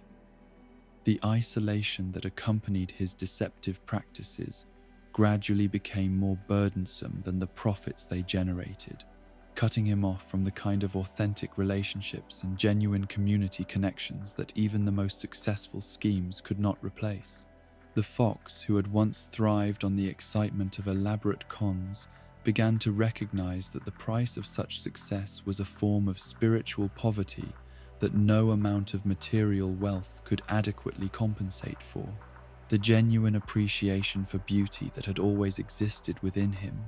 even during his most morally compromised periods, began to reassert itself as a guiding principle that could provide direction for a more sustainable and ultimately more satisfying approach to his work. He began to understand that his real expertise lay not in deception but in his ability to recognize and communicate authentic aesthetic value, skills that could be used to serve customers' genuine interests rather than to exploit their vulnerabilities. This transformation was gradual and often painful, requiring him to acknowledge the harm he had caused to others, while also forgiving himself for mistakes that could not be undone but could be learned from and transcended. The process of rebuilding his reputation and his relationships required a level of patience and humility that his earlier success had never demanded, forcing him to confront aspects of his character that he had long preferred to ignore or rationalize away. The authentic works that he began to deal in exclusively during this period of transition represented more than just a change in business practices. They symbolized his renewed commitment to serving something greater than his own immediate self-interest. His recognition that true expertise required not just knowledge, but the ethical commitment to use that knowledge responsibly and honestly. Meanwhile,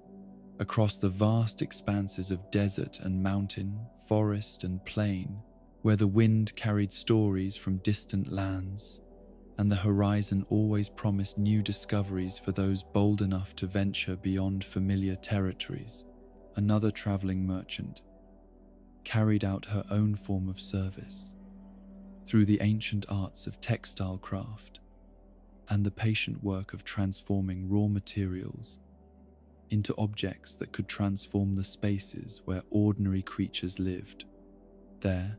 daily lives. Sahara's nomadic origins were written in every aspect of her being, from the patient rhythms of her movement across difficult terrain to the deep understanding of hospitality and cultural exchange that shaped every interaction with the settled communities she visited during her endless journeys. Her people had been wanderers for countless generations, carriers of goods and stories, skills and traditions, serving as living bridges between isolated communities that might otherwise have remained forever ignorant of each other's existence and achievements. The camel's understanding of how environments shaped the soul had been developed through direct experience of landscapes that tested every aspect of character and revealed truths about individual nature that more comfortable circumstances might never have brought to light. She had walked through deserts that taught lessons about endurance and patience, crossed mountains that demonstrated the importance of careful planning and steady determination, traveled through forests that revealed the beauty of complexity and the wisdom of adaptation to changing conditions. Each environment she encountered had contributed something essential to her understanding of how physical surroundings influenced emotional and spiritual well-being, how the colors and textures and patterns that surrounded creatures in their daily lives could either support or undermine their deepest aspirations and their most cherished dreams. This knowledge had been accumulated not through academic study, but through the lived experience of someone who had made her home in countless different places while never losing sight of the fundamental human need for beauty and comfort. The textiles she carried were not mass-produced commodities, but individual works of art, each one created by skilled artisans who had invested their own creative vision and cultural heritage into objects designed to bring beauty and meaning into ordinary living spaces. These rugs and wallpapers represented centuries of accumulated wisdom about color and pattern, texture and design, embodying traditions that had been passed down through generations of craftspeople who understood their work as sacred practice rather than mere commercial activity. The stories woven into every piece she carried were as important as the physical materials from which they had been created, narratives that connected individual purchasers to larger currents of human creativity and cultural expression that stretched across continents and through centuries of artistic development. When someone acquired one of Sahara's textiles, they were not simply purchasing decoration, but were bringing into their home something that carried within it the dreams and skills and aesthetic vision of people they would never meet, but to whom they were connected through the universal, human desire to create and appreciate beauty. Her understanding of home as reflection of inner landscape had been shaped by her own experience of carrying her sense of belonging within herself, rather than deriving it from any particular location or collection of possessions, learning that true comfort came not from external arrangements, but from the alignment between one's surroundings and one's authentic self. This wisdom allowed her to help customers understand that the most expensive or fashionable items were not necessarily the ones that would bring them the greatest satisfaction, but rather those that resonated with their deeper preferences and supported their genuine aspirations for their living spaces. The consultation process that she had developed over years of traveling and trading was as much psychology as commerce, a gentle exploration of what customers truly wanted their homes to feel like rather than simply what they thought they should look like according to current trends or social expectations. She understood that the choice of wallpaper or carpeting was often an unconscious expression of hopes and dreams that had never been articulated in words, and her role was to help people recognize and honor these deeper preferences, rather than simply selling them whatever happened to be most profitable. The desert wisdom she had inherited from generations of nomadic ancestors taught her that true wealth lay not in accumulation but in the ability to find beauty and meaning in whatever circumstances presented themselves, that the capacity to create comfort and beauty from minimal resources was far more valuable than the possession of elaborate but superficial luxuries. This understanding informed her approach to helping customers transform their spaces, emphasizing creativity and personal expression over expensive purchases or slavish adherence to conventional decorating rules. The seasonal cycles that governed her traveling schedule were not arbitrary business decisions, but reflections of deeper rhythms that connected her work to the natural patterns that shaped all life. Recognizing that different times of year called for different kinds of environmental support,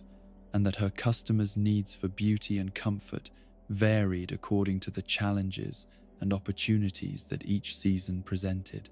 Spring visits brought textiles that supported the energy of renewal and growth, patterns and colors that encouraged optimism and new beginnings, while providing the kind of gentle stimulation that matched the season's invitation to emerge from winter's introspective hibernation. The fresh greens and bright florals, the light textures and airy patterns that she featured during these periods were designed to support the psychological transitions that accompanied the natural world's awakening from dormancy. Summer required different kinds of environmental support, with cooler colors and more durable materials that could withstand the increased activity and social interaction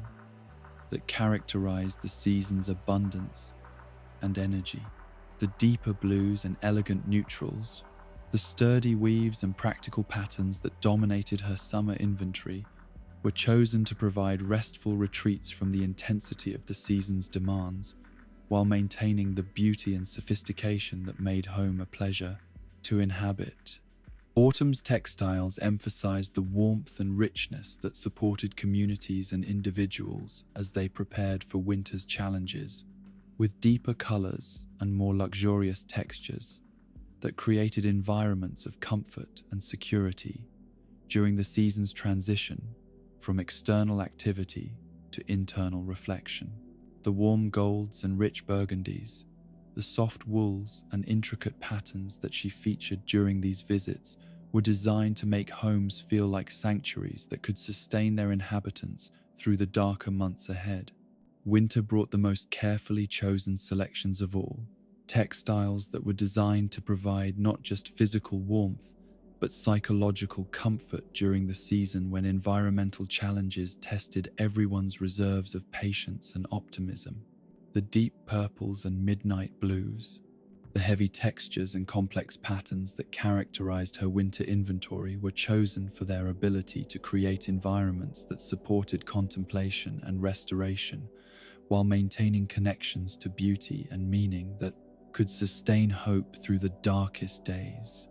The transformation that her work facilitated in countless homes and lives was subtle but profound, creating changes in daily experience that rippled outward through every aspect of her customers' existence in ways that were often not immediately recognized, but were nonetheless powerfully felt. The rug that provided exactly the right foundation for family gatherings, the wallpaper that created the perfect backdrop for creative work, the textile that transformed a utilitarian space into something approaching the sacred. These were not mere decorative changes, but interventions in the fundamental quality of life that demonstrated the profound connection between external beauty, and internal well-being. The traveling merchants, who carried their respective forms of wisdom and service across the endless landscapes of possibility and need, shared an understanding that authentic commerce was not about exploitation, but about genuine exchange, not about manipulation, but about meeting real needs with appropriate resources, not about accumulation, but about circulation of goods and services that enriched everyone involved in the process. Their journeys connected isolated communities to larger networks of culture and creativity, bringing not just products but perspectives, not just goods but stories, not just merchandise,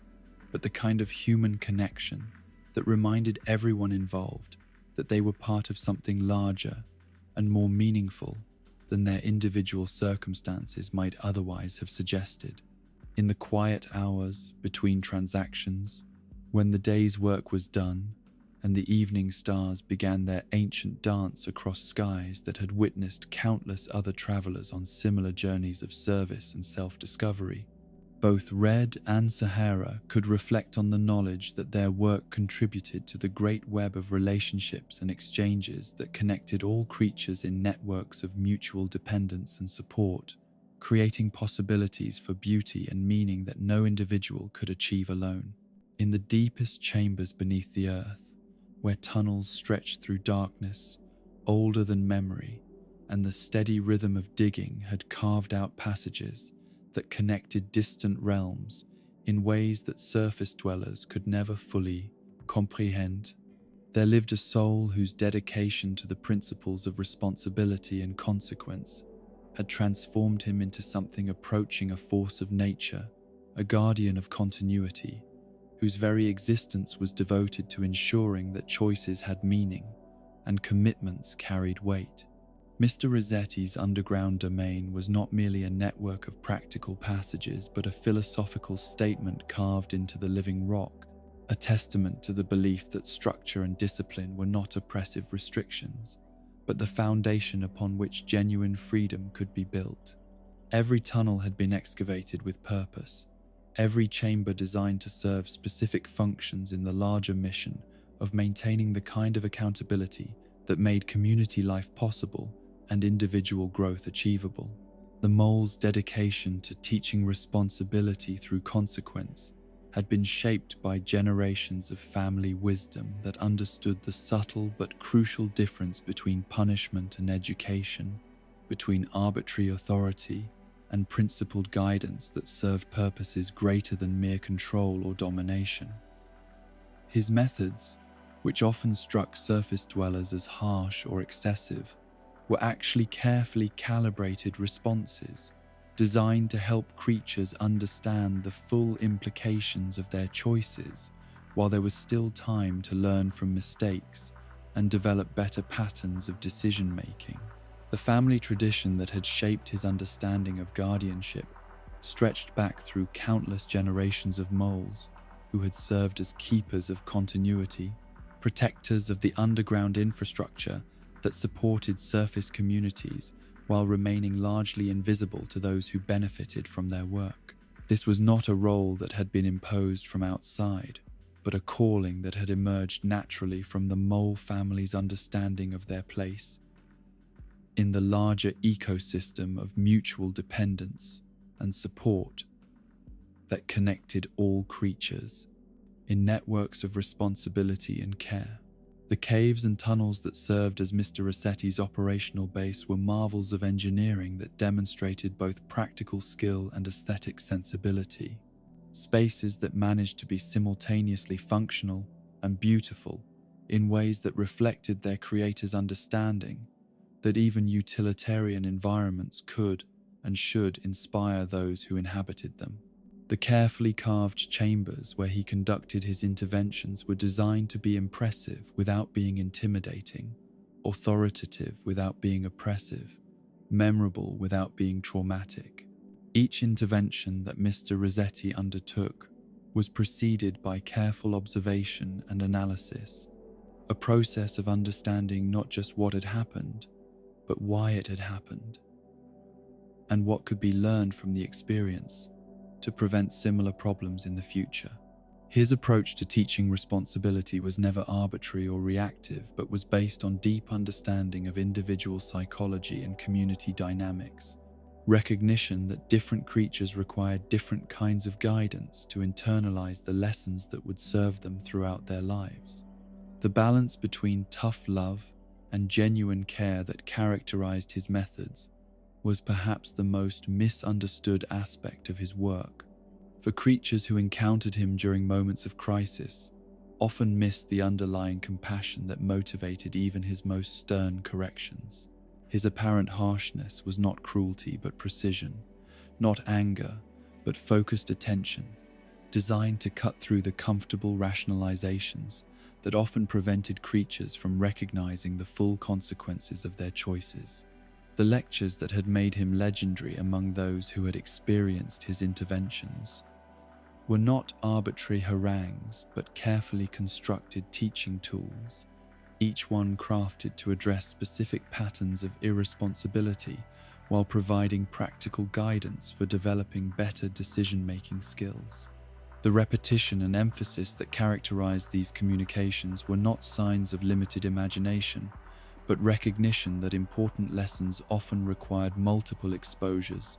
before they became integrated into habitual behavior. Patterns. The modern evolution of his methods reflected his understanding that times changed and that effective teaching required adaptation to new circumstances and different generational perspectives.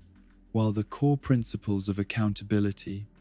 and consequence remained constant across all cultural and technological transformations,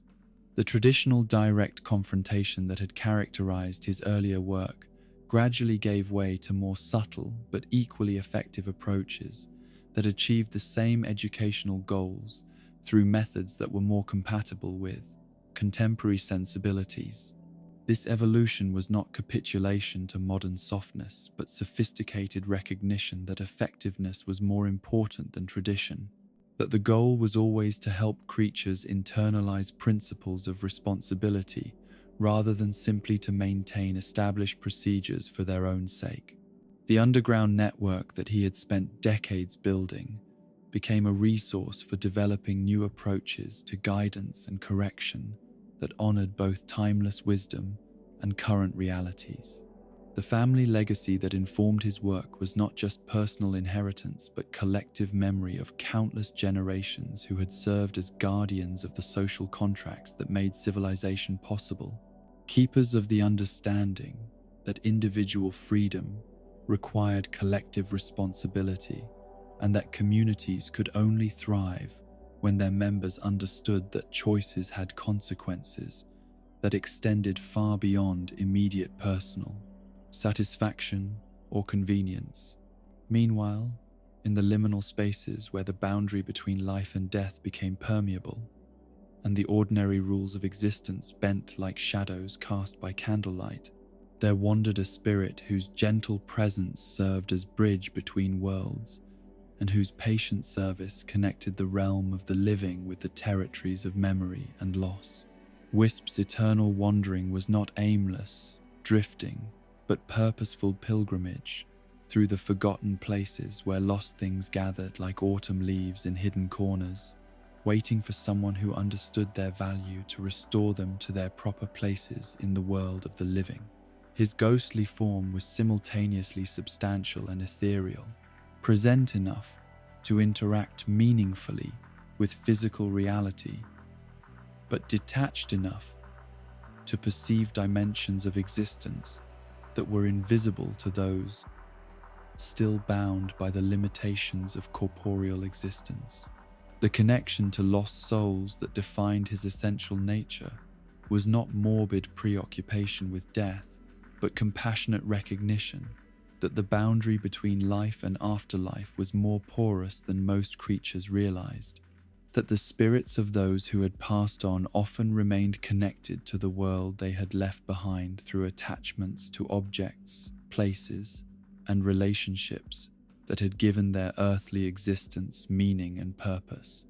His role as guardian of forgotten items was deeply spiritual work that recognized that physical objects often carried within them emotional and psychological significance that transcended their material composition, that the seemingly simple task of reuniting creatures with lost possessions was actually a form of healing that restored connections to important aspects of their own identities and histories. The comfort he provided to those who feared the dark was not false reassurance about the absence of mystery and danger, but genuine wisdom about the nature of shadows and the relationship between known and unknown territories of dark experience. His presence served as reminder that darkness was not empty negation but different kind of fullness, not absence of light, but presence of other forms of illumination that could reveal aspects of reality that daylight consciousness often overlooked or ignored. The lantern that served as his constant companion was more than practical tool for navigation, but symbol of the inner light that could guide travelers through any form of darkness, whether physical, emotional, or spiritual. The gentle glow that it cast was not harsh illumination that banished all mystery, but soft radiance that revealed enough of the path ahead to allow confident forward movement while preserving the sense of wonder and possibility that made exploration meaningful rather than merely mechanical. His understanding of death as transition rather than ending was not philosophical abstraction, but lived wisdom, gained through direct experience of the continuities that connected life and afterlife, the ways in which consciousness persisted and relationships endured, even after the physical forms that had given them expression in the material world had been transformed or dissolved. This perspective allowed him to serve as counselor and guide for creatures who were struggling with loss, grief, and the fear of their own eventual mortality, helping them understand that death was not termination but transformation, not failure but completion, not enemy to be defeated, but mystery to be approached with appropriate reverence and trust.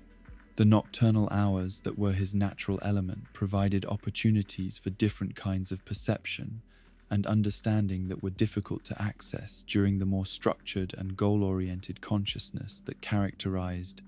daylight activities. The night revealed subtleties and connections that remained hidden during the busy hours when attention was focused on immediate tasks and practical concerns, offering glimpses of larger patterns and deeper meanings that could provide context and perspective for daily challenges. The items that he helped recover were not just lost objects, but fragments of personal history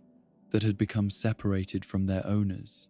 through carelessness, misfortune, or the simple chaos that characterized any life fully lived.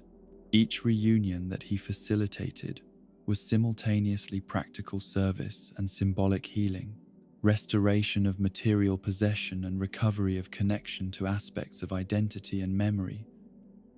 that gave individual existence depth and continuity. The spirit pieces that had become his signature calling card were not arbitrary tokens, but carefully chosen gifts that carried within them concentrated essence of the experiences he had shared with those he helped, physical reminders of encounters with mystery and transcendence that could serve as talismans during future moments of doubt or difficulty.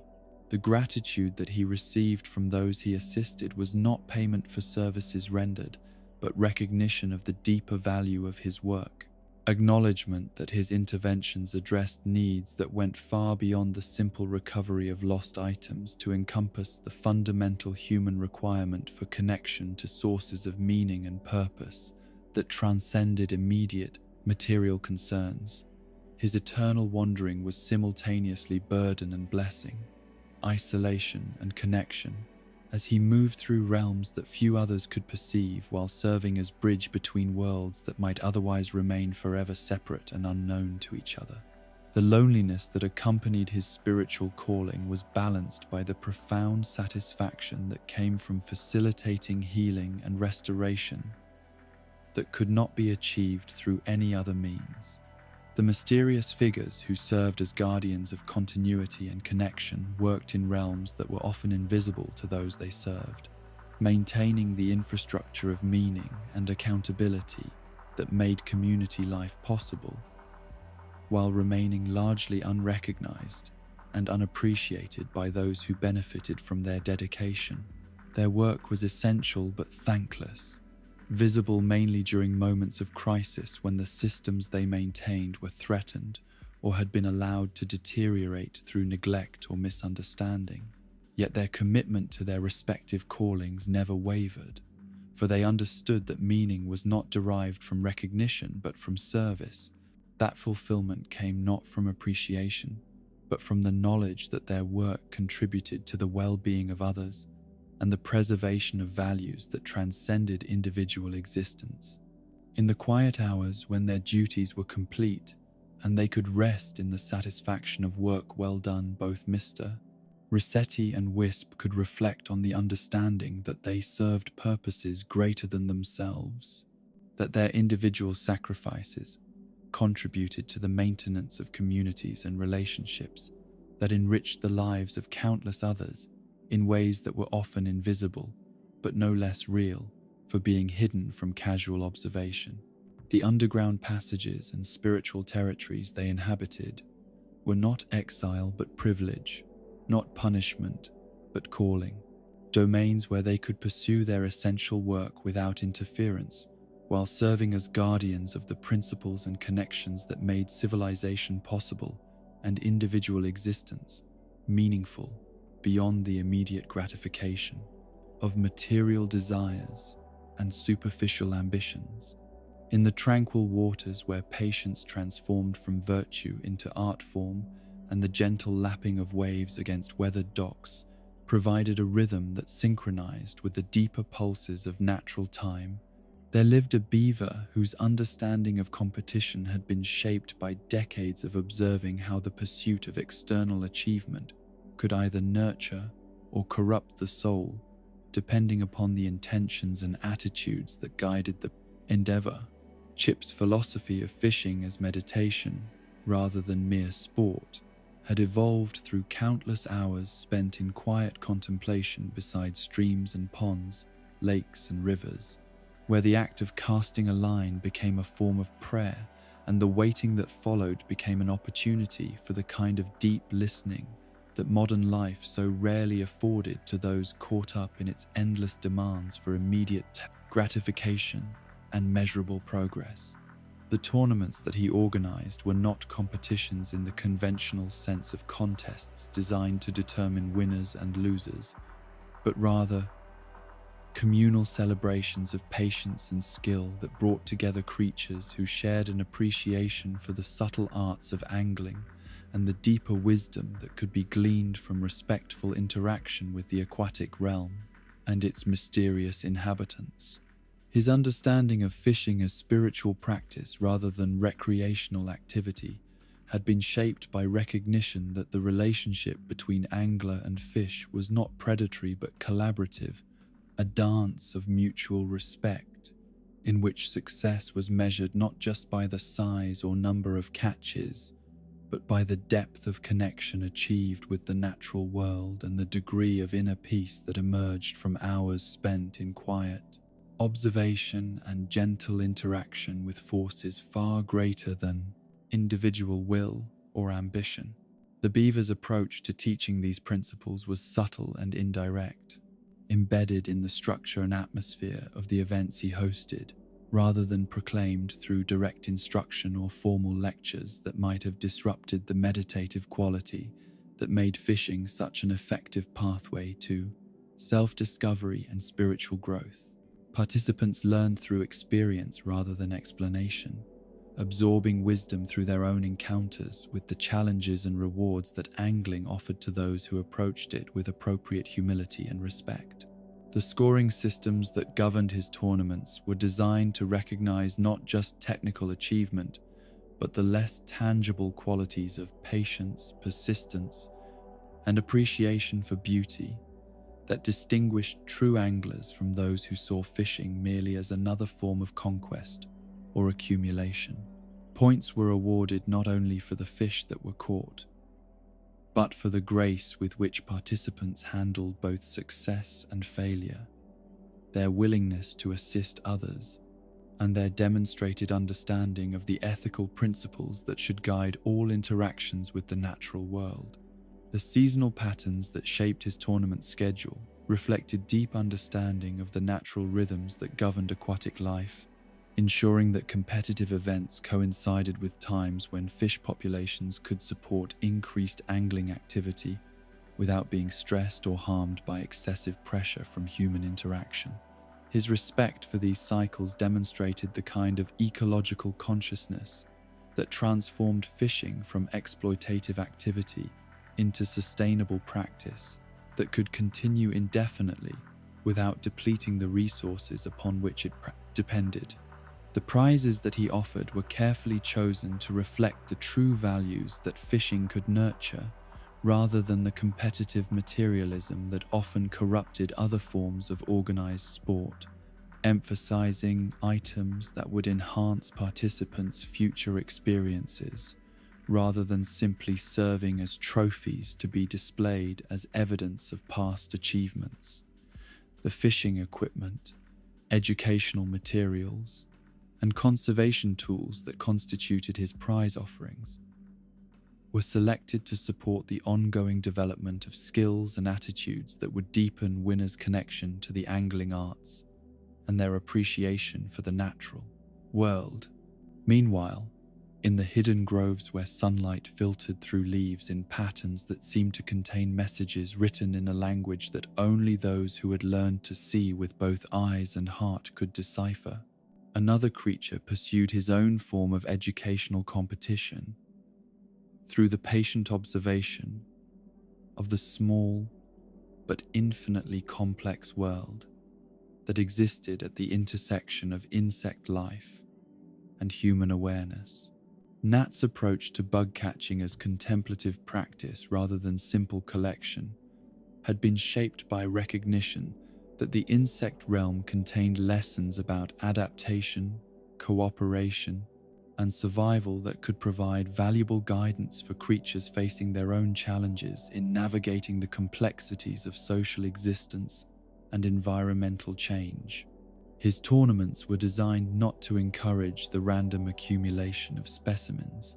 but to foster the kind of careful observation and respectful interaction that could transform casual interest into genuine understanding and appreciation. The chameleon's natural ability to blend into his surroundings had given him unique advantages as an observer of insect behavior, allowing him to witness the hidden dramas and intricate relationships that played out in micro-environments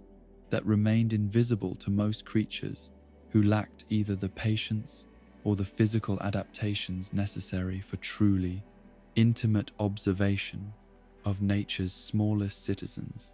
His understanding of insects as teachers rather than simply subjects of study had developed through years of careful watching and gentle interaction, learning to read the subtle signals that revealed the emotional and social complexity of creatures, whose intelligence expressed itself in ways that were often overlooked or misunderstood by those who judged significance primarily by size or superficial similarity to their own forms of consciousness. The educational component of his tournaments was woven seamlessly into the competitive structure, with participants learning to identify species not just by physical characteristics, but by behavioral patterns, habitat preferences, and ecological relationships that revealed the important roles that even the smallest creatures played in maintaining the balance and health of their environments. This approach transformed bug catching from random collection into scientific investigation that deepened participants' understanding of the natural world while fostering respect for forms of life that were often dismissed as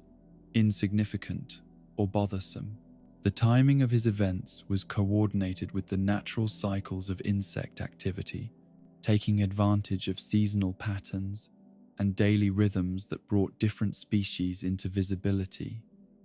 while ensuring that collection activities did not interfere with crucial reproductive or feeding behaviors that were essential for maintaining healthy populations.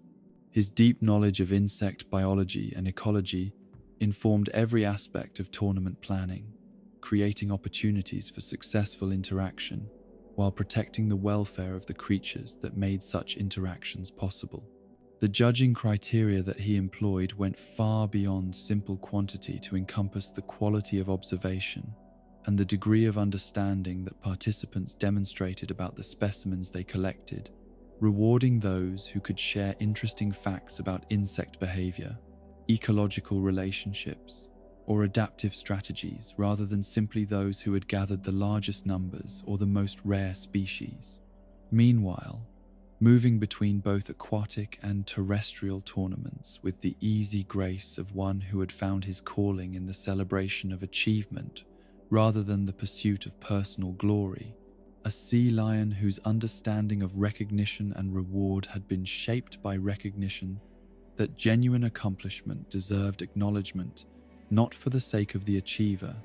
but for the inspiration and encouragement that such recognition could provide to others who were pursuing their own goals and facing their own challenges. Phineas's role in celebrating personal growth rather than mere performance had evolved from his understanding that the most meaningful achievements were often invisible to casual observation, involving the kind of internal development and character growth that could only be recognized by those who took the time to look beyond surface appearances and appreciate the deeper struggles and victories that shaped individual lives. His approach to distributing badges and recognition was based not on arbitrary standards or competitive rankings, but on careful observation of the efforts and progress that individuals made relative to their own starting points and personal challenges, understanding that true achievement was always contextual and that the most impressive accomplishments often came from those who had overcome the greatest obstacles or had traveled the farthest from their original circumstances. The badges that he awarded were not mere tokens of accomplishment, but carefully designed symbols that captured something essential about the particular journey or achievement they commemorated, serving as permanent reminders of moments when individuals had transcended their own limitations or had demonstrated qualities of character that deserved to be remembered and celebrated. His understanding of personal growth as ongoing process rather than destination had shaped his approach to recognition in ways that emphasized the journey rather than the arrival, celebrating progress and effort rather than just final outcomes, understanding that the most valuable achievements were often incremental improvements that accumulated over time rather than dramatic breakthroughs that captured immediate attention. The timing and manner of his badge presentations were carefully calibrated to maximize their positive impact, recognizing that acknowledgement offered at the right moment could provide crucial encouragement during difficult periods, while premature or excessive praise could actually undermine motivation by creating pressure to maintain unsustainable levels of performance, or by fostering complacency that prevented continued growth. His presence at various community events and activities was not random but strategically planned to ensure that deserving achievements received appropriate recognition, while also providing inspiration and encouragement to others who were working toward their own goals and facing their own challenges in the pursuit of personal growth and community contribution. The sea lion's philosophy of recognition emphasized the importance of acknowledging small victories and incremental progress, rather than waiting for major achievements that might never come or that might arrive too late to provide the encouragement that could make the difference between persistence and abandonment of worthy goals. Together, the competition spirits who guided fishing tournaments, bug-catching events, and achievement recognition created an ecosystem of friendly rivalry that emphasized personal growth over defeating others, understanding over accumulation, and community building over individual aggrandizement, transforming potentially divisive activities into opportunities for mutual support and shared learning. Their combined approach to competitive activities demonstrated that rivalry and cooperation were not mutually exclusive but could actually reinforce each other when properly balanced, creating environments where individual excellence could flourish while contributing to collective well-being and shared understanding of what it meant to pursue worthy goals with integrity and respect for others. The tournaments and recognition ceremonies that they facilitated became celebrations of human potential rather than demonstrations of superiority, occasions when communities could gather to appreciate the diverse forms of achievement and the many different pathways to personal growth and meaningful contribution that existed within their midst. The prizes and badges that were awarded through their events carried significance far beyond their material value, serving as tangible reminders of moments when individuals had demonstrated their capacity to transcend limitations, develop new skills, or contribute to the well-being of their communities in ways that deserve to be remembered and celebrated. In the quiet hours after tournaments had concluded and badges had been distributed, when the excitement of competition had given way to the satisfaction of participation and recognition, Chip, Nat, and Phineas could reflect on the knowledge that their work had contributed to the creation of environments where individual achievement and community building reinforced each other, where competition had been transformed from divisive force into collaborative opportunity for growth and mutual support. Their understanding of competition as vehicle for personal development rather than mechanism for establishing hierarchy had created alternatives to the win-lose mentalities that often corrupted organized activities, demonstrating that it was possible to pursue excellence and acknowledge achievement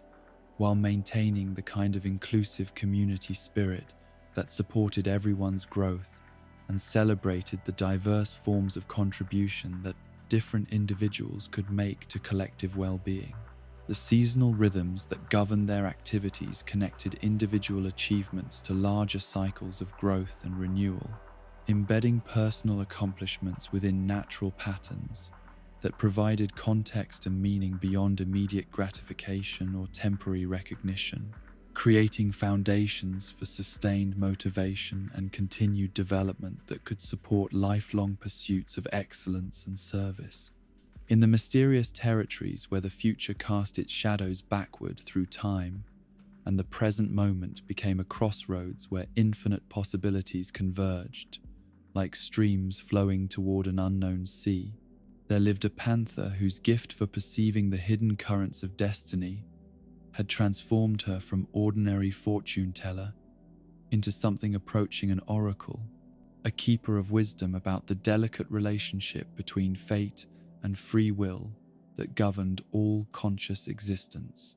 Katrina's connection to the prophetic realm had not come through formal training or inherited powers, but through the gradual development of a sensitivity to patterns and probabilities that most creatures never learn to perceive, an ability to read the subtle signs that revealed how present choices would ripple outward through time to create futures that seemed inevitable, but were actually the result of countless small decisions made by individuals who rarely understood the full consequences of their actions. Her tent, with its rich fabrics and mysterious symbols, served as both sanctuary and theatre, a space where the ordinary boundaries between past, present, and future could become permeable enough to allow glimpses of the deeper currents that shaped individual destinies and collective outcomes. The crystal ball that served as focus for her readings was not magical artifact but tool for concentration, a means of directing attention toward the subtle patterns that were always present but usually invisible to consciousness, caught up in the immediate demands of daily survival and social navigation. The fortunes that she offered to those who sought her guidance were never predictions in the sense of fixed outcomes that would inevitably come to pass regardless of individual choice or effort, but rather descriptions of the tendencies and possibilities that surrounded each person, like invisible fields of potential energy, waiting to be activated through conscious decision and purposeful action. Her role was not to reveal an unchangeable future, but to help people understand the relationship between their current circumstances and the range of outcomes that their choices could create. This understanding of prophecy, as probability rather than certainty, had been developed through years of observation and experience that had taught her the crucial difference between fatalistic acceptance of predetermined outcomes and wise recognition of the patterns and forces that influence the likely consequences of different courses of action. She had learned that the most valuable insights she could offer were not specific predictions about particular events, but general guidance about the kinds of attitudes and behaviors that would increase the likelihood of positive outcomes while reducing the probability of unnecessary suffering or missed opportunities. Her approach to reading fortunes was deeply psychological as well as intuitive, recognizing that the images and symbols that appeared during her consultations were often projections of her clients' unconscious fears, hopes, and expectations rather than direct revelations from supernatural sources. This understanding allowed her to serve as counselor and guide as much as fortune teller, helping people recognize and address the internal obstacles that prevented them from achieving their goals, while also providing encouragement and direction for pursuing their deepest aspirations.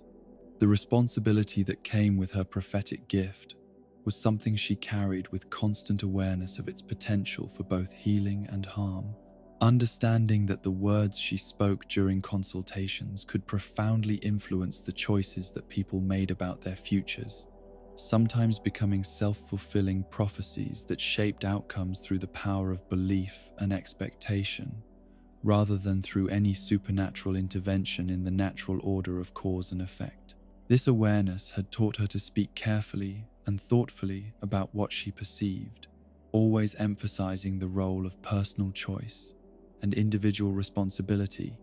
in creating the futures that her readings suggested were possible. She learned to present even difficult or challenging insights in ways that empowered rather than discouraged, that provided hope and direction rather than resignation and despair. Her understanding of luck as the intersection of preparation and opportunity had been shaped by countless observations of how seemingly random events actually emerged from complex webs of causation that could be influenced through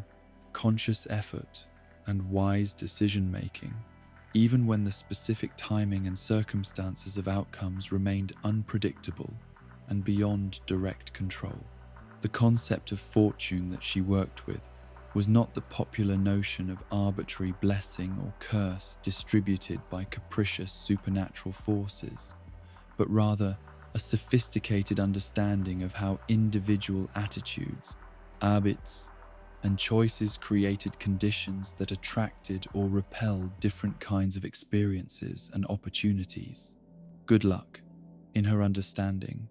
was largely the result of maintaining the kind of openness, preparation, and positive expectation that allowed people to recognize and take advantage of favorable circumstances when they arose. This perspective allowed her to help clients understand that they possessed far more influence over their destinies than they typically realized, while also acknowledging the genuine uncertainties and uncontrollable factors that made life inherently unpredictable and sometimes challenging. Her readings provided guidance for navigating the tension between acceptance and effort, between recognizing what could not be changed and taking responsibility for what could be influenced through conscious choice and persistent action. Meanwhile, in the bohemian spaces where creativity merged with hunger and artistic vision, struggled to find expression through the practical challenges of physical existence, another wandering spirit pursued his own form of wisdom through the patient exploration of how aesthetic experience could nourish the soul, even when material circumstances provided barely enough sustenance to maintain bodily life.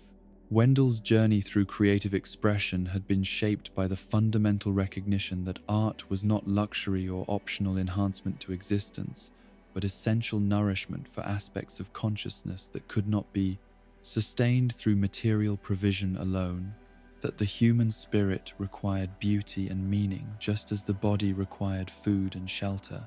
and that the absence of aesthetic experience could create a form of starvation that was no less real for being invisible to those who measured well-being purely in terms of physical comfort and material security. The walrus's persistent hunger was not simply the result of inadequate food intake, but reflected a deeper form of appetite that could only be satisfied through the creation and consumption of beauty, through encounters with artistic works and natural phenomena that fed dimensions of consciousness that remained malnourished, no matter how abundant the material provisions available to sustain physical existence. His wandering lifestyle had been adopted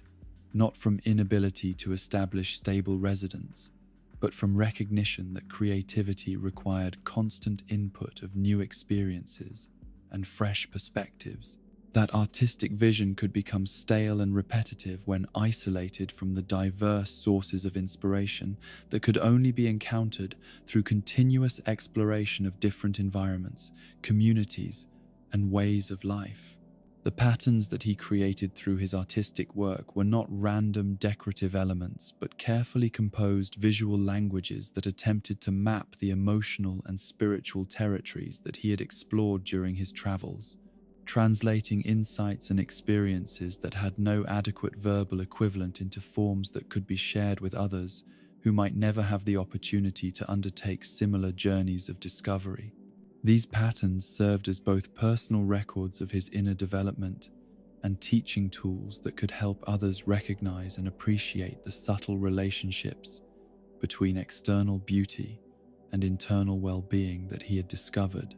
through his own explorations of the connection between aesthetic, experience, and spiritual nourishment. Each design was simultaneously autobiography and instruction manual, sharing both what he had learned and how others might begin their own investigations of the territory where art and life intersected. His understanding of art as nourishment for the spirit had been developed through direct experience of how encounters with beauty could provide forms of satisfaction and energy that were distinct from but complementary to the sustenance that food provided for physical existence. He had learned that hunger could be temporarily alleviated through aesthetic experience, just as physical appetite could be briefly satisfied through the consumption of material substances, and that the two forms of nourishment worked together to create conditions that supported both survival and flourishing.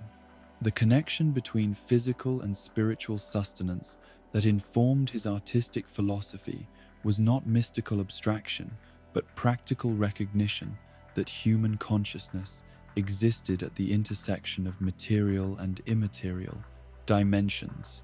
requiring attention to both physical needs and aesthetic appetites if it was to function at optimal levels of health and creativity. This integrated understanding of nourishment had shaped his approach to both creating and consuming art, recognizing that aesthetic experiences were most meaningful when they acknowledged rather than denied the physical context in which consciousness operated, when they celebrated rather than transcended the embodied nature of human existence, while simultaneously opening awareness to dimensions of experience that extended beyond immediate material concerns. The artistic works that he created during his travels were not permanent monuments designed to establish lasting reputation, but temporary expressions of current insights and experiences, visual poems that captured particular moments of understanding while remaining open to revision and development. as his perspective continued to evolve through ongoing encounters with new sources of inspiration and challenge. His approach to sharing these works reflected his understanding that art was most valuable when it functioned as catalyst for others' creative development, rather than as finished product for passive consumption, when it provided starting points for further exploration, rather than definitive statements that required no additional investigation or personal interpretation. The patterns he offered to communities during his visits were designed to stimulate rather than satisfy, to raise questions rather than provide answers, to encourage others to begin their own investigations of the relationship between aesthetic experience and personal well-being, rather than simply to appreciate the conclusions he had reached through his own explorations.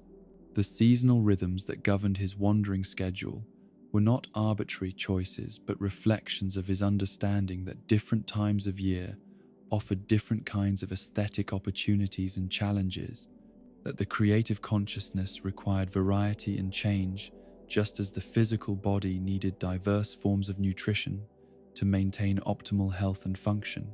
Spring travels brought him into contact with communities that were emerging from winter's introspective hibernation and were ready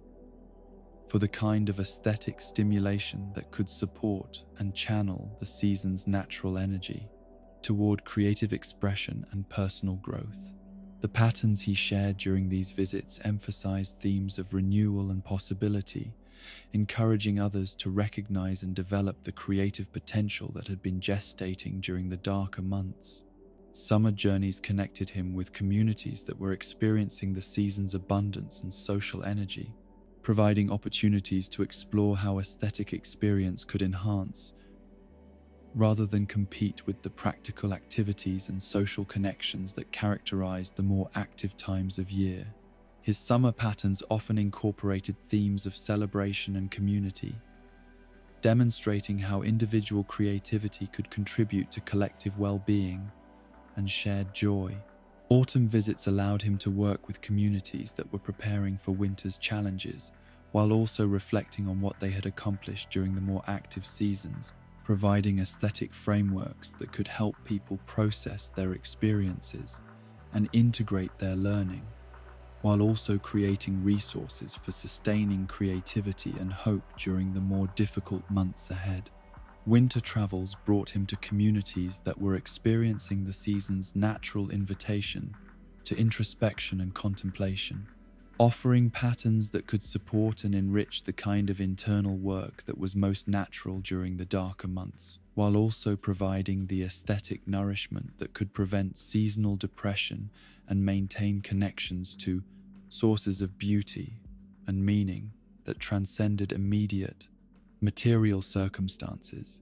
The special visitors who brought wisdom about fate and creativity, prophecy, and artistic nourishment served communities by providing access to forms of knowledge and experience that were not available through ordinary channels of education and cultural transmission, opening awareness to dimensions of existence that enriched individual lives while contributing to collective understanding of what it meant to live fully human lives. Their visits provided opportunities for people to explore questions and possibilities that rarely arose in the context of daily survival activities and social obligations, creating temporary spaces where different kinds of investigation and experimentation could occur without the pressure of immediate practical application or measurable outcome. The wisdom they offered was not dogmatic instruction that demanded acceptance and obedience, but rather invitation to exploration and discovery, encouragement to investigate territories of experience that remained hidden from those who never ventured beyond the familiar boundaries of conventional thinking and socially approved activity. In the quiet hours after their consultations and presentations had concluded, when the immediate excitement of encounter with mystery and creativity had settled into the longer-term work of integration and personal application, Both Katrina and Wendell could reflect on the knowledge that their work had opened doorways that others might never have discovered on their own, providing access to forms of wisdom and experience that could enrich entire lifetimes of continued exploration and development. Their understanding of their roles as catalysts rather than authorities, as guides rather than masters, had created sustainable approaches to sharing wisdom that empowered rather than created dependency, that encouraged others to develop their own capacities for prophetic insight and creative expression rather than simply consuming the gifts that the visitors had cultivated through their own dedicated practice and exploration.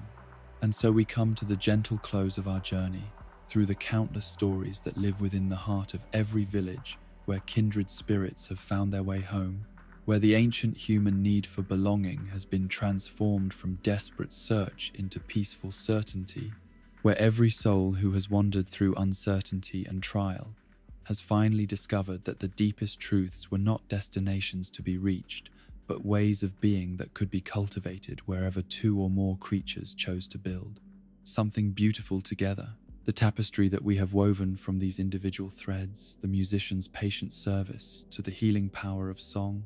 the shopkeeper's transformation from exploitation to genuine care, the assistant's dedication to creating spaces where others could flourish,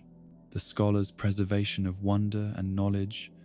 the artisan's understanding that beauty was essential nourishment rather than optional luxury, the seasonal spirit's willingness to carry joy to others while bearing their own profound burdens, the merchant's journeys from deception toward authentic service, the mysterious guardians who maintained the invisible infrastructure of accountability and connection, the competition spirits who transformed rivalry into mutual support, and the special visitors who opened doorways to wisdom that could only be found through patient exploration, reveals a pattern that extends far beyond any single community or individual story. This is the pattern of souls finding their way from isolation to integration, from seeking to serving, from the desperate hunger for recognition and validation toward the quiet satisfaction that comes from contributing to something larger and more enduring than personal ambition or individual achievement. Each character whose journey we have followed represents not just their own particular path toward belonging, but a universal archetype of the human experience of growing from unconscious need into conscious service, from taking to giving, from fear-based competition to love-based collaboration. The village that emerges from these interwoven stories is not any specific geographic location,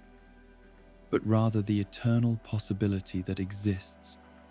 wherever creatures choose to see beyond their immediate self-interest toward the well-being of the whole, wherever individual gifts are offered not for personal aggrandizement but for collective flourishing, wherever the ancient dream of community based on mutual care and shared purpose finds expression in daily acts of service and connection that transform ordinary existence into something approaching the sacred. In this endless village that exists as much in the realm of possibility as in any physical space, every story matters, because every soul carries within itself unique gifts that can contribute to the collective wisdom and beauty that make life meaningful rather than merely endurable. The quiet musician and the bustling shopkeeper, the dedicated assistant and the wandering scholar, the seasonal spirit bearing burdens of joy, and the merchant learning to serve rather than exploit, all are equally essential threads in the fabric that creates true community out of what might otherwise remain a collection of isolated individuals pursuing separate agendas.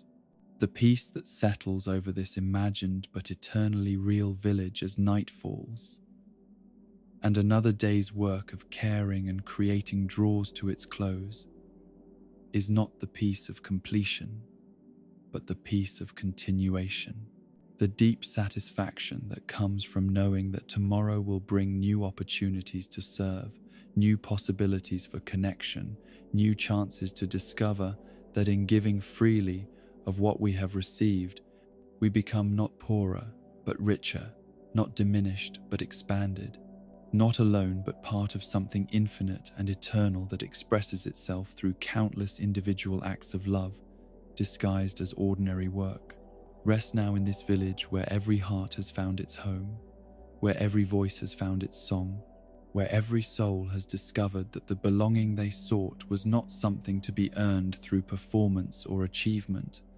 but something to be claimed through the simple decision to care for others as they would wish to be cared for themselves. Dream of communities where difference becomes strength rather than division,